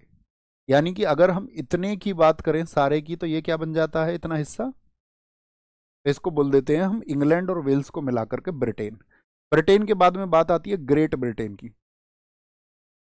फिर ग्रेट ब्रिटेन किसको कहा जाता है? तो ग्रेट ब्रिटेन कहा जाता है आपका, हम कहेंगे आपका स्कॉटलैंड को भी। जो स्कॉटलैंड है, स्कॉटलैंड के साथ में आपका वेल्स, और वेल्स के साथ में आपका इंग्लैंड। अब मैप पर देखो कौन से तीन की बात हम कर रहे हैं। तो जब हम ग्रेट ब्रिटेन की बात कर रहे हैं तो ये भी और इन तीनों को मिला करके तो हमारा बनता है ग्रेट ब्रिटेन। हम सब करें, बात क्लियर है? ये इंग्लैंड है सिर्फ, इसमें वेल्स को यदि मिला दिया जाए तो ब्रिटेन बन जाएगा, और यदि इसमें स्कॉटलैंड को भी मिला दिया जाए तो ग्रेट ब्रिटेन बन जाता है। अब चौथा शब्द आता है आपका यूके। UK United kingdom. तो यूनाइटेड किंगडम क्या होगा? जो ग्रेट ब्रिटेन है हमारा, यानी जो तीन देशों को मिलकर बना है, उसमें हम जोड़ दें आपका नॉर्दर्न आयरलैंड को, सिर्फ नॉर्दर्न को, साउदर्न को नहीं, रिपब्लिक ऑफ आयरलैंड को नहीं, सिर्फ नॉर्दर्न आयरलैंड को, क्योंकि ये इसका हिस्सा नहीं है, ये यूरोपियन यूनियन का हिस्सा है आपका, ये आपका यूरोपीय संघ का हिस्सा है, यूरोपीय संघ का हिस्सा है, ओके। और अगर हम इस सारे को बोलते हैं, इसको बोलते हैं ब्रिटिश आइल्स, ब्रिटेन आइल्स भी कहा जाता है। ये सब हमेशा आपको क्लियर होने चाहिए। बात क्लियर है यहाँ तक कि आगे चलें? अभी कोई परेशानी इस बात में? तो अभी तक हमने जाना कि एलिजाबेथ ने क्या किया, जो क्वीन एलिजाबेथ थी आपका, सॉरी, क्वीन एलिजाबेथ ने क्या किया था, उसने दिया आपका क्या बोलेंगे, एकाधिकार प्रदान किया, और इस एकाधिकार को कहा गया रॉयल चार्टर। क्या जारी किया इसने? एक रॉयल चार्टर, रॉयल चार्टर जारी किया। यानी कि हम कह सकते हैं इस बात को, एक शाही आदेश जारी किया, शाही आदेश। अब इसकी अवहेलना कोई नहीं कर सकता था, शाही आदेश जारी किया कि भाई अन्य कोई कंपनी नहीं रहेगी। ये शब्द बहुत इंपॉर्टेंट है, एकाधिकार। अब इससे आगे की कहानी समझें। तो व्यापार तो हो गया, इसके पहले की कहानी मैं आपको बहुत बार पहले भी बता चुका हूँ। बाद में ये क्वीन एलिजाबेथ जो थी, ये तो आपका एक्सपायर हो गई 1603 में। इसके बाद में जो शासक आया था वो था जेम्स प्रथम, और जेम्स फर्स्ट ने क्या कहा था कि भाई ईस्ट इंडिया कंपनी अब हमेशा के लिए एकाधिकार प्राप्त करती है, हमेशा के लिए, मतलब जो 15 वर्षों वाला बाउंडेशन था वो खत्म कर दिया गया। तो एक बार आंसर करें, एलिजाबेथ ने कितने वर्षों के लिए रॉयल चार्टर जारी किया? तो 15 वर्षों के लिए। एलिजाबेथ की डेथ हुई 1603 में, सेम डे राजा बना आपका जेम्स। जेम्स फर्स्ट ने क्या बोला आपका कि ये जो एक आपका कंपनी के जो राइट है वो किसके लिए होंगे, वो फॉरएवर होंगे, यानी हमेशा के लिए होंगे, हमेशा के लिए, ओके, हमेशा के लिए। अब आते हैं हम सबसे पहले, एक तो हॉकिंस। अब इनके द्वारा प्रयास किए गए कि भाई एक काम करो, परमिशन तो लेनी पड़ेगी। तो सबसे पहले ईस्ट इंडिया कंपनी का राजदूत बनकर आया हॉकिंस। हॉकिंस कब आया था? 1608 में आया, 1608 में आया। कहाँ पर आया था ये? सूरत। इसकी सारी कहानी पता है? थम्स अप करो एक बार। और 1609 में ये कहाँ पहुंचा था? 1609 में ये पहुंचा था आपका आगरा,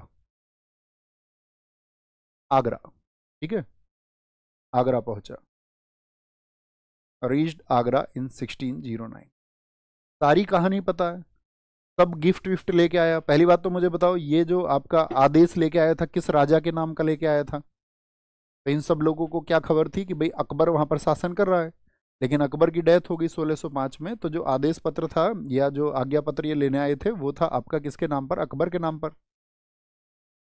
तो अकबर तो था नहीं, फिर जहांगीर के लिए इन्होंने आपका इंतजाम किया, उसके लिए गिफ्ट वगैरह सब कुछ लेकर के पहुंचा। मैंने बताया था बीच में पुर्तगालियों ने इसको लूट लिया, पुर्तगालियों को भी इसने बहुत सारा धन दिया, उनको मनाया कि भाई साहब मिलने दो प्लीज। सारी कहानी क्लियर है? तो मुझे आप एक बात बताएं, मुझे पूछना आपसे ये है कि क्या जहांगीर व्यापार के लिए परमिशन पाने में कामयाब हुआ था? उसने कहा था कि भाई जहांगीर से, मैंने कहा जहांगीर उससे दूसरी बातें करता था। जहांगीर ने उसको एक आर्मेनियाई वाइफ दे दी थी, 400 का मनसब बना दिया था।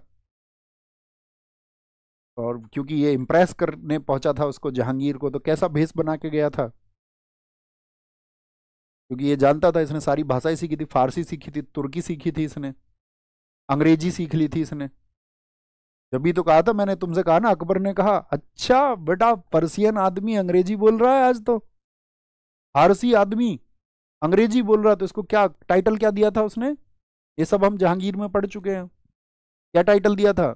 English Khan, English Khan. लेकिन ये वो परमिशन नहीं ले पाया। हाँ, थोड़ी बहुत थोड़ी जगह के लिए इसने परमिशन ली। उसने कहा भाई साहब यार थोड़ी सी जगह के लिए तो परमिशन दे दो। और वो जगह कौन सी थी? वो थी आपका कौन सी? सूरत, मसूलीपट्टनम। वो दो जगह के लिए इसने थोड़ी थोड़ी सी परमिशन छोटे से व्यापार के लिए प्राप्त कर ली थी। लेकिन जिस व्यापार के लिए ये बड़े स्केल के लिए ये योजना बना के आया था, उसकी वो योजना सफल नहीं हो पाई थी। कितने साल रुका था जहांगीर? जहांगीर 3 वर्ष रुका। कितने वर्ष रुका? या सॉरी, जहांगीर नहीं, सॉरी, हॉकिंस कितने वर्ष रुका जहांगीर के दरबार में? तो हॉकिंस आपका 3 वर्ष रुका। और कब वापस चला गया? 1611 में। इसके बाद में कौन आया था? इसके बाद में कौन आया था? मिडल्टन, मैंने आपको बताया था, मिडल्टन। 1600 क्या लिखेंगे, ये बात याद रखेंगे कि ये तो आया और व्यापार के लिए परमिशन आंशिक रूप से प्राप्त की इसने, आंशिक रूप से, थोड़े से रूप में। आगे हॉकिंस, याद रख लेना हॉकिंस क्या किया था, इसके बारे में याद रखना। 1611 में वापस चला गया था ये, रिटर्न इन 1611। 1611 में ये वापस चला गया। इसके बाद में कौन व्यक्ति भेजा इन्होंने? तो ये समझ गए कि भाई ये जो मुगल लोग हैं इन पर प्रभाव किसका है? भाई 100 वर्षों से व्यापार कर रहे थे पुर्तगाली, अच्छा टैक्स देते थे मुगलों को, तो मुगलों से अच्छे संबंध भी थे, राज दरबार में आना जाना था। तो वो जितने भी पुर्तगाली थे उन्होंने कान भरे जहांगीर के, बोले भाई साहब तुमको बेच के खा जाएंगे ये, तुम क्यों इनके चक्कर में आ रहे हो? मैंने कहा अच्छा ऐसी बात है। आदमी तो ठीक सा लग रहा था यार, अंग्रेजी बोलता है। तो बोला यही काम करवाओ ना इस पे। तो 400 का मनसब जब बनाया, मनसब का मतलब सेवाएं देगा बदले में, तो यही था कि भाई कोई विदेशी व्यक्ति आएगा, अंग्रेज व्यक्ति, तो ये दुभाषिया ही बन जाएगा, कम से कम ट्रांसलेटर का ही काम कर लेगा। तो बोला ये काम करवाओ इससे, इससे व्यापार व्यापार क्यों करवा रहे हो तुम? जब ये दुभाषिया है, दो भाषाएं जानता है, यही तो इसकी योग्यता है, तो ये वाला काम कराओ इससे, दूसरा काम क्यों करा रहे हो? जिसके योग्य है वो कराओ। तो जहांगीर कहता है यार कह तो ठीक रहे हो तुम, ये तो हमें पता ही नहीं है स्किल कितनी है इसकी बिजनेस की, हमने तो इसकी 2 भाषाएं देखी हैं कि भाई। तो बोला ठीक है। तो इसको पुर्तगाली इसके कान भरते थे बहुत ज़्यादा, जो भी इनके यहाँ पर जाते थे आपके राजदूत वगैरह। फिर क्या हुआ, अब ये समझ गए, अंग्रेज समझ गए कि मुगलों पर जो प्रभाव है वो पुर्तगालियों का है। तो उन्होंने कहा पहली मार पुर्तगालियों को लगानी पड़ेगी, पहली मार पुर्तगालियों को लगानी पड़ेगी। तो इसलिए उन्होंने भेजा मिडल्टन को। और मिडल्टन वो व्यक्ति है जिसने स्वाली के वॉर में पुर्तगालियों को हराया। और मुगलों तक ये मैसेज गया कि नहीं, सिर्फ पुर्तगाली एकल शक्ति नहीं है, अंग्रेज भी इनके ताकतवर शत्रु हैं। तो उस समय पे वो थोड़ा सा मन बनाया और उसी समय पे कामयाब हुए थे थोड़ी सी परमिशन लेने में, आंशिक रूप से। ठीक है, आंशिक रूप से मतलब एक फुल परमिशन नहीं थी। तो यहाँ पे याद रख लेना पहली चीज क्या लिखेंगे? पहली अस्थाई फैक्ट्री, पहली अस्थाई फैक्ट्री, पहली अस्थाई फैक्ट्री। हमको लगता पूरी तरह से हॉकिंस कामयाब नहीं हुआ था, लेकिन थोड़ा सा कामयाब हुआ। पहली अस्थाई फैक्ट्री कहाँ पर खुली? मसूलीपट्टनम में। मसूलीपट्टनम भैया लिखें कहाँ पर पड़ता था? आपका सारे लोगों का आंसर होना चाहिए। First temporary factory, temporary factory in Masulipatnam कब खोली थी? 1611 में, आंध्र प्रदेश में। आंध्र प्रदेश कहाँ पर था ये? आंध्र प्रदेश में, 1611 में। और पहली जो साथी आपका स्थाई फैक्ट्री खोली इन लोगों ने अपनी, पहली स्थाई फैक्ट्री, ये हॉकिंस की वजह से, ये जो स्वाली का वॉर हुआ उसकी वजह से पॉसिबल हुआ, सूरत में। और सूरत में जो फैक्ट्री खोली वो 1613 में, 1613 में, ठीक है। First permanent factory, permanent trading house बोल दें या फैक्ट्री बोल दें, वाज ओपनड इन सूरत। सूरत कहाँ पर स्थित है दोस्त, किस भारतीय राज्य में है, गुजरात में, 1613 में, इन 1630। अब देखो, मैंने आपसे कहा भी क्वेश्चन बनेगा आपको जो बहुत एग्जाम में कंफ्यूज कर सकता है। अगर मैं ये अस्थाई और स्थाई शब्द का इस्तेमाल ना करूं और मैं आपसे पूछ लूं भारत में अंग्रेजों की पहली फैक्ट्री कौन सी थी, ध्यान दो मेरी बात पर, मैं स्थाई और अस्थाई शब्द का इस्तेमाल नहीं कर रहा हूं साथी, मैं पूछ रहा हूं भारत की पहली भारत में अंग्रेजों द्वारा स्थापित पहली फैक्ट्री, तब किसको कहेंगे। तो आप कहेंगे भैया वही है 1611 में, नहीं, आपका आंसर गलत हो जाए। आपको लिखना है सूरत। क्यों लिखना है सूरत, क्योंकि जो सबसे पहले परमिशन मिली थी जब ये दरबार में आया था हॉकिंस, तो 1608 में ही उसको परमिशन मिल गई थी आंशिक रूप से कि भैया सूती वस्त्रों पर थोड़ा सा बिजनेस करना है, दरबार में रखते हो। यार जहांगीर शराब के नशे में था, जहांगीर एक दिन इन्होंने खूब विलायती शराब पिलाई थी उसे, मैंने तुम्हें बताया था। अब नशे में था वो, जैसे ही व्यापार की बात करता था जहांगीर कुछ और बात करता था, कहता वहां पर घोड़े कैसे हैं यार, कितने अच्छे घोड़े वहां से मिल सकते हैं।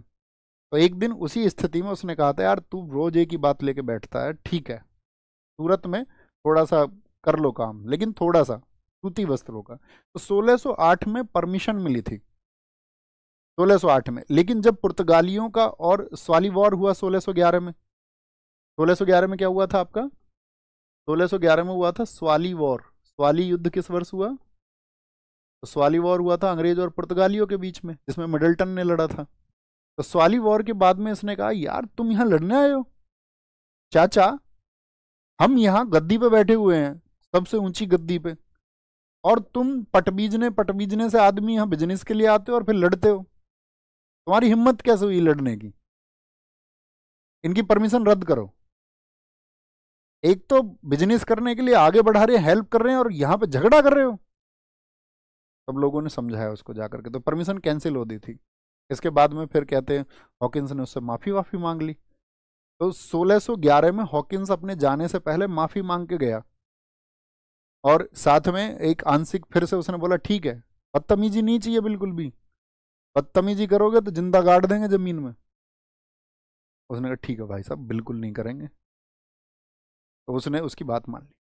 तो ये जो परमिशन थी 1608 में, कहाँ पे, सूरत में, सूरत में जो परमिशन मिली थी ये बीच में कैंसिल कर दी गई और इसको फिर से बहाल किया गया, बहाल किया गया, क्योंकि भाई मुगल शासक उस समय शक्ति थे। 1611 में पुनः, तो पहली फैक्ट्री कौन सी लिखोगे हमेशा, भाई ये बन गई ना, अगर नहीं बनती तो लिख देते हम। तो 1611 में पुनः स्वीकृति इसको मिली, 1611 में इसको पुनः स्वीकृति मिली, ठीक है। नहीं 1611 में कैंसिल हुई, 1612 लिखेंगे तो ठीक रहेगा। 1612 में पुनः स्वीकृति मिली। बात कर गया था इसके लिए कौन, आपका हॉकिंस ही 1611 में जाते टाइम, लेकिन फिर बाद में उन्होंने विचार किया, अन्य लोग आए, तो 1612 में फाइनली परमिशन मिली। तो जैसे ही परमिशन मिली तो इन्होंने फिर आपका सूरत में कब स्थापित कर ली, 1613 में। यही वो समय था आपका 1613 में भड़ौच, यहीं सूरत के पास में ही भड़ौच, और गुजरात में ही अहमदाबाद, और जहां पर मुगल एम्पायर था आगरा, यहां पर भी आगरा में भी इन्होंने छोटी छोटी फैक्ट्री स्थापित कर ली। अब कंपटीटर्स तो इनके थे ही, आप सबको पता है।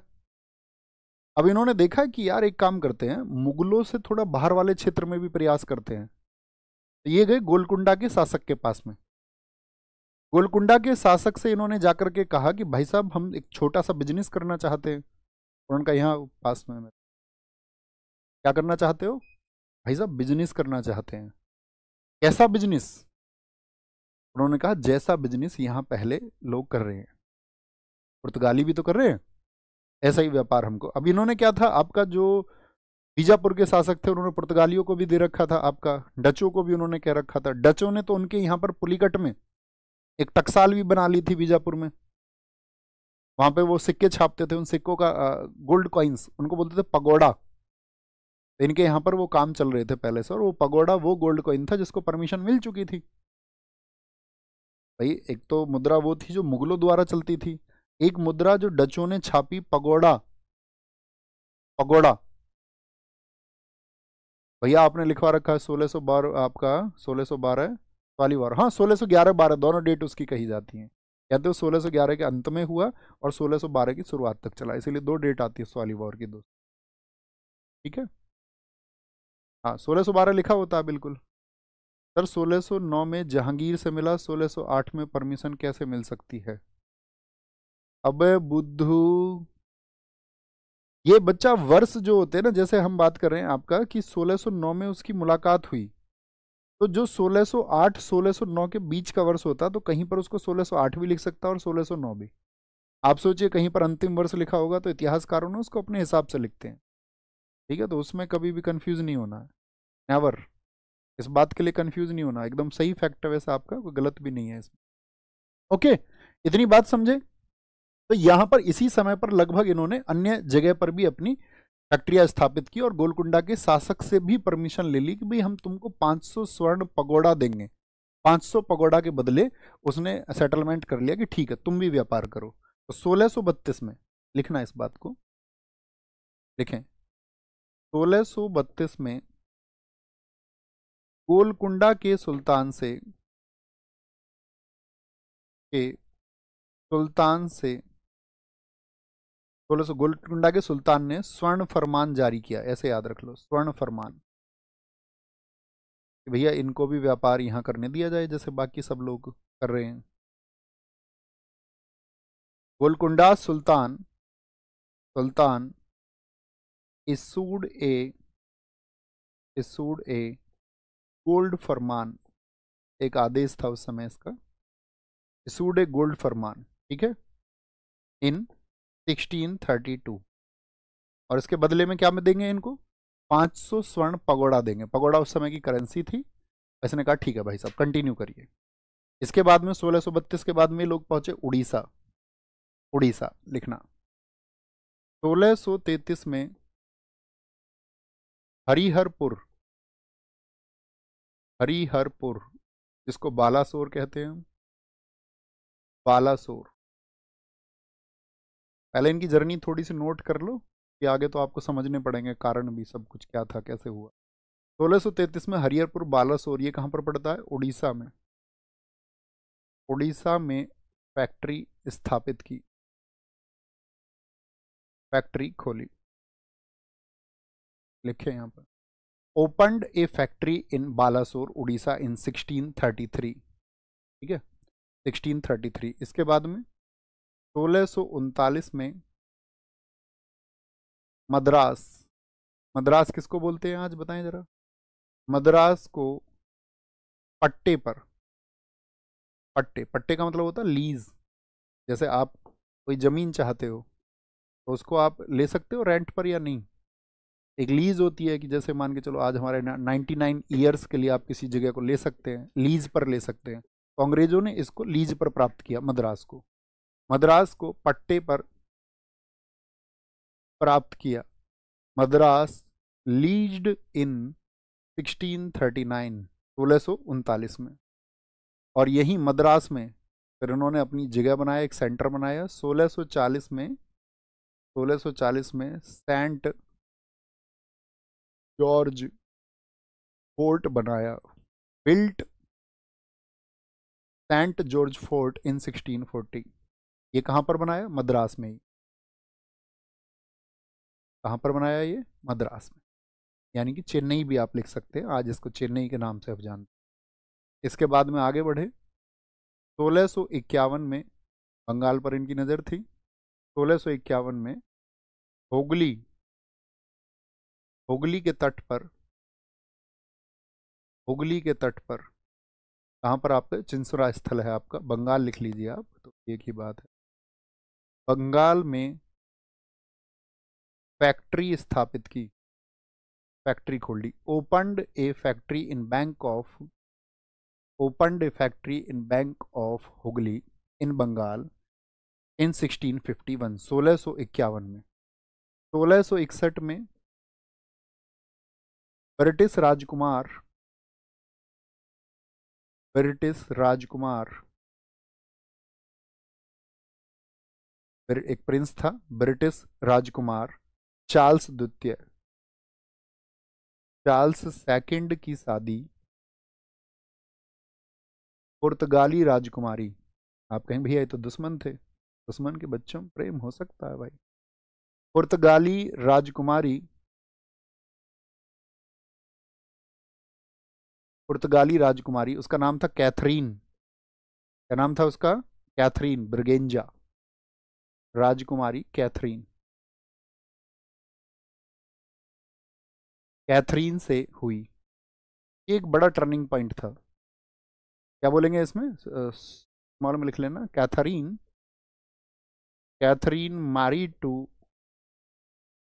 Married to Charles second, Charles second in 1661, 1661 में। इस घटना से हुआ क्या? तो पुर्तगालियों के कंट्रोल में हुआ करता था बम्बई, तो बम्बई इन्होंने दहेज में दे दिया, जैसे इनके बाप का हो। कंट्रोल इनका हो गया। देख रहे हो, यहाँ बिजनेस करने के लिए आए और हमारे यहाँ की जगहों को दहेज में देने लग गए। पूरा बम्बई दहेज में दे दिया। तो इस घटना के बाद में क्या मिला था इसको? बम्बई दहेज में मिला। किसको मिलेगा जी? बम्बई दहेज में मिला। बम्बई मेरी जान, बम्बई दहेज में मिला। अब ये क्या काम करता है? इसको कब मिला है दहेज में? 1661 में। इसी बम्बई को इसने 1668 में, 1668 में ईस्ट इंडिया कंपनी को 10 पाउंड के, 10 पाउंड के वार्षिक किराए पर, एक एनुअल रेंट पर, कितना मामूली सा 10 पाउंड, सिर्फ 10 पाउंड। 1 पाउंड आज समझ लो थोड़ा डॉलर से महंगा होता है, बस उन्हीं से तुलना कर लो। वार्षिक किराए पर दे दिया। तो अंग्रेजों को बंबई कब प्राप्त हुआ? अब देखो ध्यान से समझना सारी चीजों को, तो ना अपना कॉमन इनसाइट डेवलप रखो। मैंने कहा ये कलकत्ता पहुंचे, इधर नहीं, कलकत्ता बंदरगाह। यहां पर हमने आपको बताया मद्रास अर्थात चेन्नई की, अगर हम बात करें चेन्नई में पहुंच गए या नहीं। और तीसरा भारत का जो बंदरगाह है मुंबई, यहां पर ये पहुंच गए या नहीं। भारत में 4 महानगर कहे जाते हैं आज भी, दिल्ली, मुंबई, चेन्नई और कोलकाता। अब दिल्ली में तो कोई बंदरगाह है नहीं, तो बचे 3 प्रमुख बंदरगाह। मुंबई हो गया एक, तो मुंबई बंदरगाह, एक कोलकाता बंदरगाह हो गया इधर पश्चिम बंगाल में, और इधर हो गया आपका चेन्नई। तो इन तीनों पर कंट्रोल हो गया या नहीं हुआ? तीनों पर अंग्रेजों का कंट्रोल हुआ धीरे धीरे या नहीं? आप कहेंगे हाँ जी। तो इनका जो शक्ति है वो बढ़ता जा रहा है, तो ये बात याद रख लेनी है। 1661 के बाद में सबसे इंपॉर्टेंट बात हुई, 1668 में मिल गया इनको मुंबई, हाँ जी। 1669 अगला ही वर्ष, एक आदमी था Gerald Aungier, Gerald Aungier, Gerald अंगियर या अंगियार लिख लें, एक ही बात है, ने आधुनिक, आधुनिक बंबई की नींव डाली। जो इसको ये मिला, टापू मिला, ये टापू था बंबई, तो इसने इसको एक शहर घोषित किया और आसपास बस्तियां स्थापित करनी शुरू की। कौन वो व्यक्ति है जो मुंबई का संस्थापक माना जाएगा? Gerald Aungier. गेराल्ड अंगियर कब? 1669। Gerald Aungier, Gerald Aungier laid the foundation of, laid the foundation of modern, modern Bombay, modern Bombay. ठीक है। तो जैसे ही इनके 3 बंदरगाह हो गए, तो फिर उन्होंने फोकस किया कि भी सबसे समृद्ध कौन है इस समय पर? बंगाल। बंगाल में अपना टेक ओवर करते हैं और बंगाल की तरफ चलते हैं सारे लोग। ठीक है। बाकी जगह फैक्ट्री स्थापित करके कहा बंगाल की तरफ मूव किया इन्होंने। तो वो वर्ष है आपका 1686। 1686 में मुगलों से झड़प, मुगलों से झड़प हुई, मुगलों से झड़प हुई। क्योंकि अब ये धीरे धीरे इनको 3 बंदरगाह तो मिल चुके थे। Conflicts with Mughals, conflicts with Mughals, Mughals in 1686, 1686 में ये आपका कहाँ पर हुई थी आपका? अगर हम बात करें कासिम बाजार और, कासिम बाजार कासिम बाजार वेस्ट बंगाल में है और पटना में। तो यहाँ पर अंग्रेज फैक्ट्रियाँ थी ही। शासक कौन है इस समय पे बताइए 1686 में? मुगल शासक कौन है 1686 में? 1686 में था औरंगजेब। और यहां पर अंग्रेजों का जो लीडर था उसका नाम है, वो बोलते हैं जॉन चाइल्ड या जोसिया चाइल्ड भी उसको कहा जाता है। चाइल्ड, नाम तो चाइल्ड है, नाम तो बच्चा है, काम बड़ा करना चाह रहा था। अब तुम्हारे अंदर यदि योग्यता नहीं है और तुम काम बड़ा करना चाह रहे हो तो गलत थॉट प्रोसेस है ना। पहले योग्यता विकसित करनी पड़ेगी ना। इस समय मुगलों की सेना बहुत ताकतवर थी, इन मूर्खों के पास थोड़ी सी सेना थी, लेकिन इसको घमंड हो गया। इसने कहा मारेंगे इन्हें, कोई दिक्कत नहीं है। तो वहां पर जो इनसे टैक्स वसूलते थे वो मुगल अधिकारी आए इनके पास में, उसने धमका दिया उसको, कह रहा भाग जा, जा अपने पापा से कह देना, जो तुम्हारा बाप अपने बाप से कह देना, ऐसा बोल रहा है उससे। वो चला गया। अब उस समय पे जो बाप है उन सबका वो है औरंगजेब। औरंगजेब के बारे में आप सब जानते ही हो। उसने कहा कौन है जी? उसने कहा जी कोई वो है जोसिया चाइल्ड। इसने, ये जोसिया चाइल्ड इतना कलाकार है जॉन चाइल्ड, इसने ब्रिटेन को चिट्ठी भी लिख दी और कह रहा जो भी तुम हमें मदद भेज सकते हो ना, तोप गोले वो भेज दो, इनको मारेंगे मुगलों को। ब्रिटेन से कुछ तोपे और गोले आए भी इसके लिए। बोले भाई लड़के में जोश है, नाम भी जोशिया चाइल्ड है, बच्चा है तो क्या हुआ, जोश तो है। सोच रहा होगा कुछ, शायद मुगल सल्तनत को उखाड़ फेंकेगा। उधर औरंगजेब को जब ये पता चला, बोला इन्हें घसीट के लेके आना वहां से। तो जो कलकत्ता का संस्थापक है ना एक जॉब चारनाक, वो भी यहीं पे था, उसने कलकत्ता को बसाया है। तो उसकी आंखों के सामने से इसको घसीट के लेके गए बंगाल से, थप्पड़ मारते हुए। मुगल सेना ताकतवर थी इनके मुकाबले में, इसको थप्पड़ मारते हुए मुगल दरबार में ले गए। बड़ा चर्चित फोटो आता है, शायद मैंने आपको दिखाया भी था पॉलिटी में, ईस्ट इंडिया कंपनी जब मैं आपको वो एक्ट पढ़ा रहा था। तो इससे बोला गया कि सामने लेट जा पहले तो दरबार पे, अब तू नाक रगड़ औरंगजेब के जूते से। तो औरंगजेब ने इससे नाक रगड़वाई। इसने बोला यार ये क्या बवाल हो गया, करना क्या चाह रहे थे, ये तो क्या हो गया, बिना प्लानिंग के बवंडर कर दिया, अरे सब बवंडर हो गया है। अब इसको बोला भाग जाओ यहाँ से। जितने बाकी के अंग्रेज थे मुगलों की कार्रवाई से वो सब भाग गए फुल्टा द्वीप, कलकत्ता के पास में फुल्टा द्वीप पे जाकर के छुपे सब लोग। तो इसने जोश जोश में गड़बड़ कर दी। उसने कहा एक काम करो, तुम अपने बोरिया बिस्तरा लपेटो सारे अंग्रेज यहाँ से और बाहर निकलो। तो जॉब चारनाक वो समझदार व्यक्ति था उस समय जिसने अंग्रेजों की इस स्थिति को संभाला। जॉब चारनाक गया, औरंगजेब से उसने माफी मांगी। उसने कहा अंकल जी माफ कर दो, गलती होगी, आपके ही बच्चे हैं, हट दूर। अंकल जी प्लीज माफ कर दो, आपके बच्चे हैं, खाने के लाले पड़ जाएंगे, क्या खाएंगे जिंदगी में, कुछ है ही नहीं, अपना देश वतन छोड़ के यहाँ आ गए हैं। इस देश के असली मालिक तुम हो, इस समय तुमसे ही उम्मीद रख सकते, मालिक भूखे मर जाएंगे। मैंने कहा अच्छा तो फिर बदतमीजी क्यों करते हो? बोला नहीं करेंगे, बिल्कुल नहीं करेंगे। बोला बदतमीजी करके और ये बोलोगे बदतमीजी नहीं करेंगे, जुर्माना देना होगा। अंकल जी दे देंगे, जुर्माना होगा 1.5 लाख रुपए। अंकल जी दे देंगे। 1.5 लाख रुपए जुर्माना औरंगजेब ने वसूला और बोला चुपचाप कान दबा के बिजनेस करना, व्यापार के लिए आए हो, नेता मत बनो, यहाँ नेता बनने की जरूरत नहीं है बिल्कुल भी। तो वो मान गया। तो क्या बोलेंगे यहाँ पर, क्या बोलेंगे, जॉब चारनाक ने।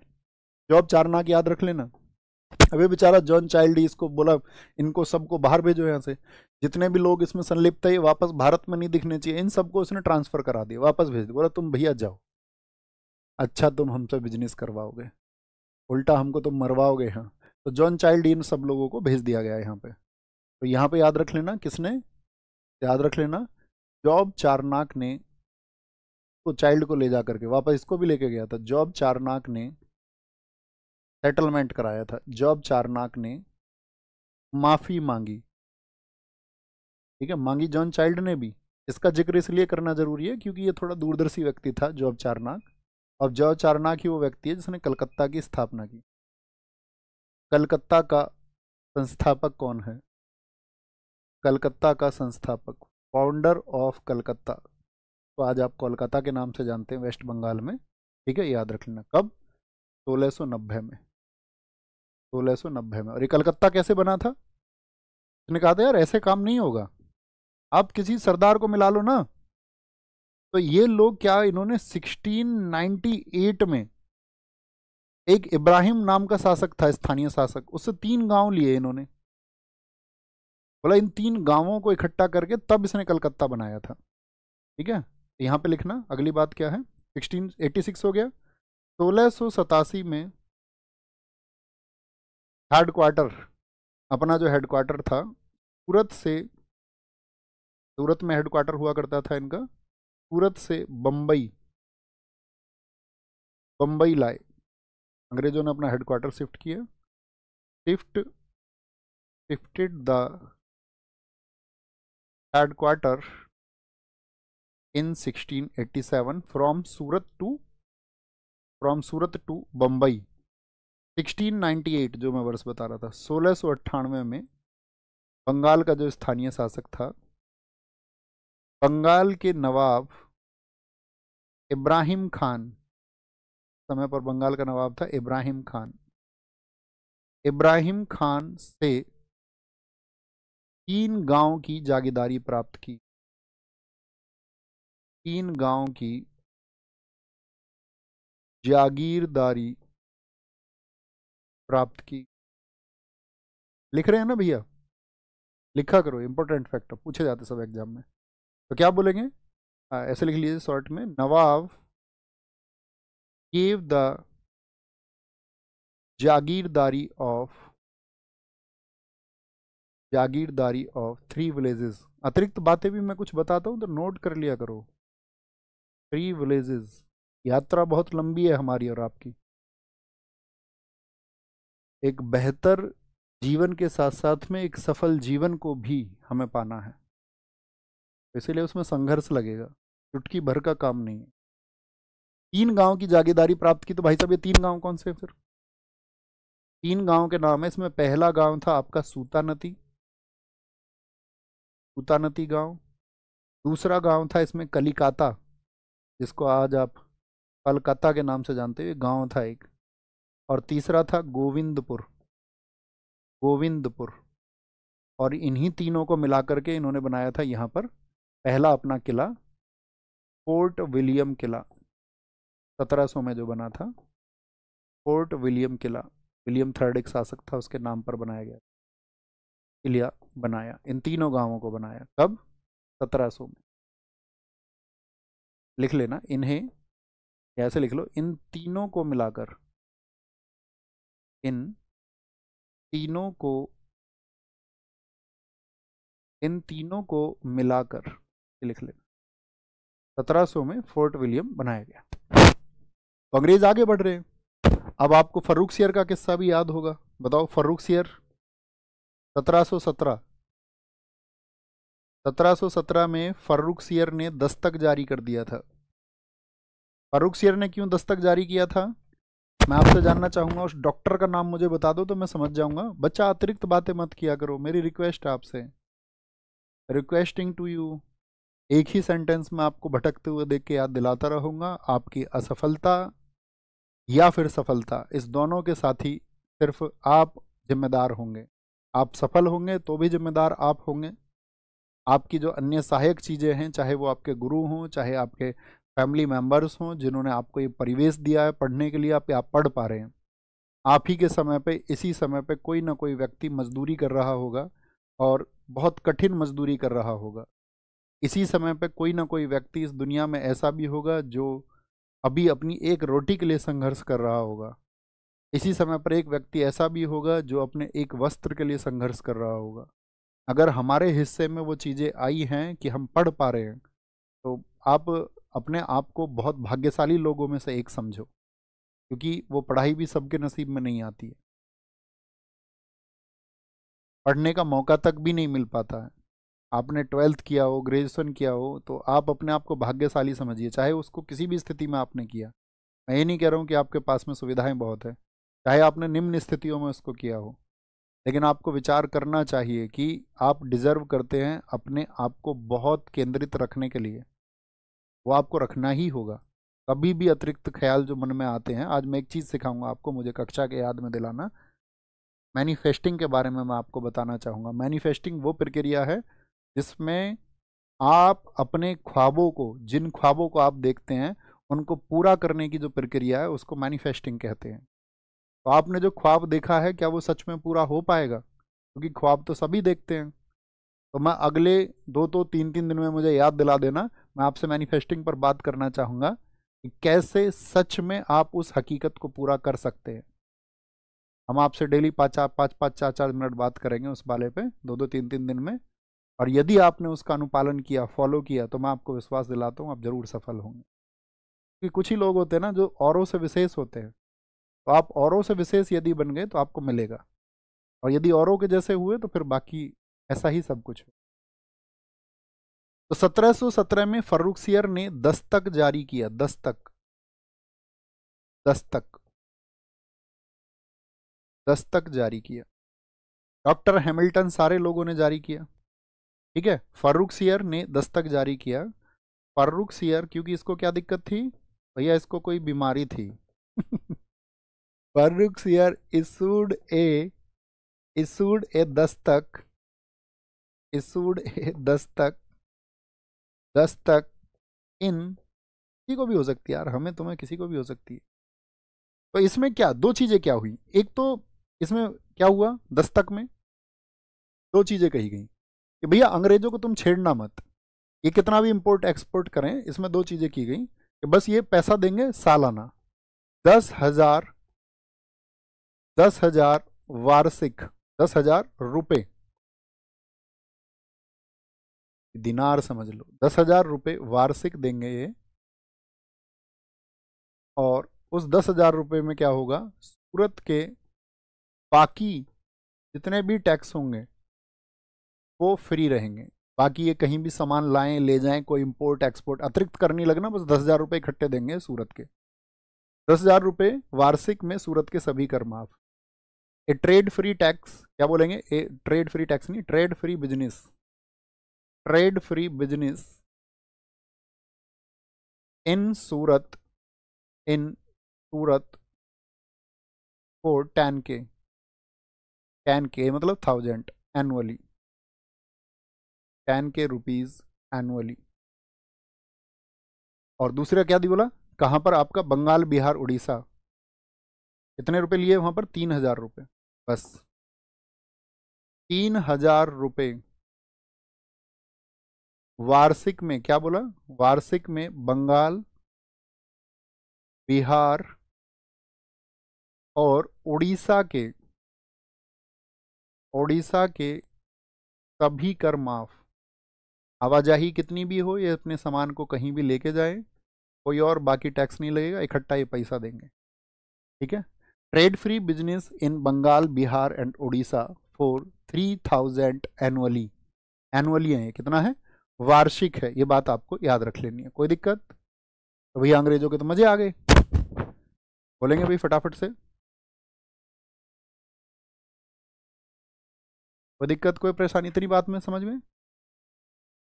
हाँ बिल्कुल पढ़ सकते हो अरमान चौधरी, कोई दिक्कत नहीं है। आप सब लोगों के लिए समय समय पर प्रकृति मोटिवेशन देती रहती है ना, वास्तविक प्रेरणा।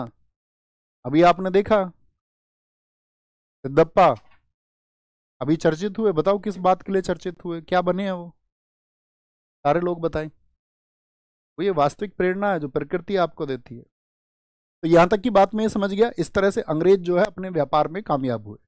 अभी अंग्रेजों को यहीं होल्ड पर रखते हैं क्योंकि अंग्रेजों का आगे हमें संघर्ष पढ़ना है। यहां तक की पिक्चर आपके दिमाग में होनी चाहिए कि अंग्रेज कहाँ कहाँ स्टैब्लिश हो चुके थे, ठीक है।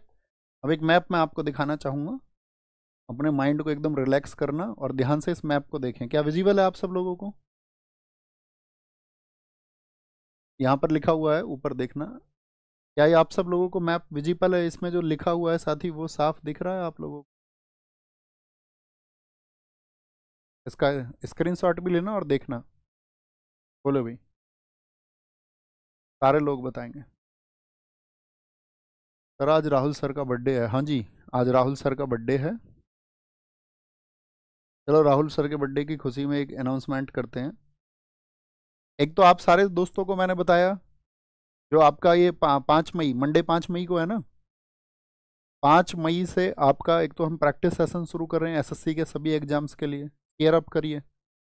जो प्रैक्टिस सेशन होता है कि क्वेश्चन किस तरह के पूछे जाएंगे सभी सब्जेक्ट का, और पहले भी मैंने कराया पिछले वर्ष, आप देख सकते हैं उसकी उपलब्धियां। नायक था, और एसएससी का चाहे सीजीएल का एग्जाम हो, चाहे एमटीएस हो, चाहे कोई भी आपका वनडे एग्जाम हो, चाहे आप दिल्ली पुलिस के लिए तैयारी करते हो, चाहे आप यूपी पुलिस के लिए तैयारी करते हो, या किसी भी वनडे एग्जाम के लिए आप प्रिपरेशन कर रहे हैं, चाहे आप सीपीओ के लिए तैयारी करते हो, चाहे सीएचएसएल के लिए तैयारी करते हो, तो 5 मई से हमारा सेशन शुरू होगा। ठीक है, और वो शुरू होगा आपका इसी चैनल पर 3 बजे से। 3 बजे से हम उसको रखेंगे। नायक 2.0 नाम रहेगा, और इस बार कोई भी एसएससी का एग्जाम हो या वनडे एग्जाम हो, उसमें आपको मैं ये कह सकता हूँ कि प्रोडक्टिविटी की बात मैं कर सकता हूँ कि उस एक सीरीज से ज़्यादा क्वेश्चन आपको कहीं से नहीं मिलेंगे। ये मेरा वादा है आप सब लोगों से। उतनी मेहनत हम मिल के उसमें करेंगे, और टोटल सेट उसमें होंगे आपका लगभग 30 से 35 सेट होंगे। और हमारा डेली क्लास चलेगा वो 1.5 आवर के आसपास का ही क्लास होगा, 1.5 घंटे के आसपास का, है ना। रखेंगे हम रोज 30-35 क्वेश्चन रखेंगे। ओके, यहाँ तक की बात क्लियर है? यहाँ तक की बात में कोई इशू तो नहीं? अब देखो मैं इस मैप में क्या दिखाना चाह रहा हूँ। दूसरी एक चीज मैं आपको बताना चाहता था, इस बार जो 10 मई होगी, इसको जो हम उस बात काम कर रहे थे अपना, जो कंप्लीट जीएस की बुक थी हमारी, क्योंकि स्टैटिक अपनी थी, एक स्टैटिक पोर्शन है, काफ़ी एग्जाम्स में आता है, लेकिन एक कंबाइंड बुक नहीं थी कि मुझे अगर भैया एक बुक पढ़नी है जीएस के लिए, कॉमन बुक अपने सिरे से बहुत लंबे समय से तैयार हो रही थी, मैं बीच में समय भी नहीं दिया उसको, है ना, क्योंकि वो डिले होती रही थोड़ा, मैं कहता तो कई बार रहा 1 साल से, लेकिन अभी वो अपने साथ ही अंतिम दौर पे है। तो पॉसिबल इस बार ये होगा शायद 10 मई को वो आप सब लोगों के लिए उपलब्ध होगी 50% प्राइस पर, अपने आधी कीमत पर। वो एक ही दिन होता है हमारा 10 तारीख को जो सेल होती है बुक की। तो एक कंप्लीट जीएस बुक है, और मैं इन्फॉर्मेशन आपको दे दूंगा क्लास में अगर वो तैयार होती है। ओके, इसमें अब देखिए यहाँ पे लिखा हुआ ई फॉर इंग्लिश। अब पहचानिए इंग्लिश फैक्ट्री कहाँ कहाँ पर है जिनके आगे ई लिखा हुआ है, यानी आगरा में। आगरा में फैक्ट्री कब बनी थी बताओ जरा। आप कहेंगे भैया जब आपका सूरत में फैक्ट्री स्थापित हुई, तो आपने बताया भड़ौच, अहमदाबाद, और आगरा में उसी समय बनी। अहमदाबाद के आगे ई लिखा हुआ, ई फॉर क्या है? इंग्लिश फैक्ट्री है, English. D A for Danish factory है, डी फॉर डच फैक्ट्री है, एफ फॉर फ्रेंच है, और पी फॉर पोर्टुगीज यानी पुर्तगाली फैक्ट्री है। और देखिए ये रहा भड़ोच, ये कहाँ पर था? गुजरात में। सूरत में इंग्लिश फैक्ट्री थी, हाँ जी। दीव में कौन थे? पुर्तगाली थे। ये आपको पता होना चाहिए इस समय पे कौन कहाँ पर है। दमन में पुर्तगाली थे, तारापुर यहाँ पर पुर्तगाली थे। मुंबई में, मुंबई किसको मिल गया है आपका 1668 में? अंग्रेजों को। अभी हम इंग्लिश कंपनीज को देख रहे हैं सिर्फ। गोवा में पुर्तगाली हैं। इधर देखो अंग्रेज कहीं भी नहीं है। इधर आप देखेंगे तो चेन्नई किसको मिल गया? अंग्रेजों को। इसके आसपास इसके प्रतिद्वंदी, इन सबसे संघर्ष होगा आगे, तब मैं पूछूंगा आपको भैया क्लियर है नहीं है? हाँ जी क्लियर है। कोलकाता में अंग्रेज हैं कि नहीं है? हाँ जी। हुगली नदी के तट पर मैंने कहा आपसे ये आ गए थे, हाँ जी भैया, बंगाल 1651 में आए थे। पटना में भी उसी समय पर ये आ गए थे आपका। चिंसुरा में कौन है? यहाँ पर डच लोग हैं। चंद्रनगर ये आपका साथी, ये यहाँ पर फ्रेंच लोग हैं। फ्रेंच आएंगे जब हम आपको बताएंगे। 1692 में फ्रेंच लोगों ने यहाँ पर अपनी बस्ती बसाई थी। पांडिचेरी में उन्होंने 1674 में बसाया था। ओके, कोई दिक्कत, कोई परेशानी इस बात में बोलेंगे? बहुत बढ़िया सर। मेरा एक डाउट है, जो प्रैक्टिस सेट आप कराओगे वो कॉपी में नोट करना। हाँ जी, हर हाल में उसका एक एक अक्षर नोट चाहिए मुझे आप लोगों से। कभी भी एग्जाम हो इस साल से अगले साल तक का, तो वो तैयार करना। आज यहीं पे एंड करते हैं क्योंकि टाइम हो गया इसमें। अंग्रेज आप लोगों को समझ में आए? अंग्रेज आप सब लोगों को समझ में आए? ठीक है, अब कौन कौन से दो हमारे बच गए, तो समय की बाध्यता के चलते हुए इसको यहीं पे अभी एंड करते हैं। भैया ये बताएंगे, फ्रेंच को करेंगे, छोटा टॉपिक है, कल की क्लास में, कोई जल्दबाजी नहीं है हम लोगों को।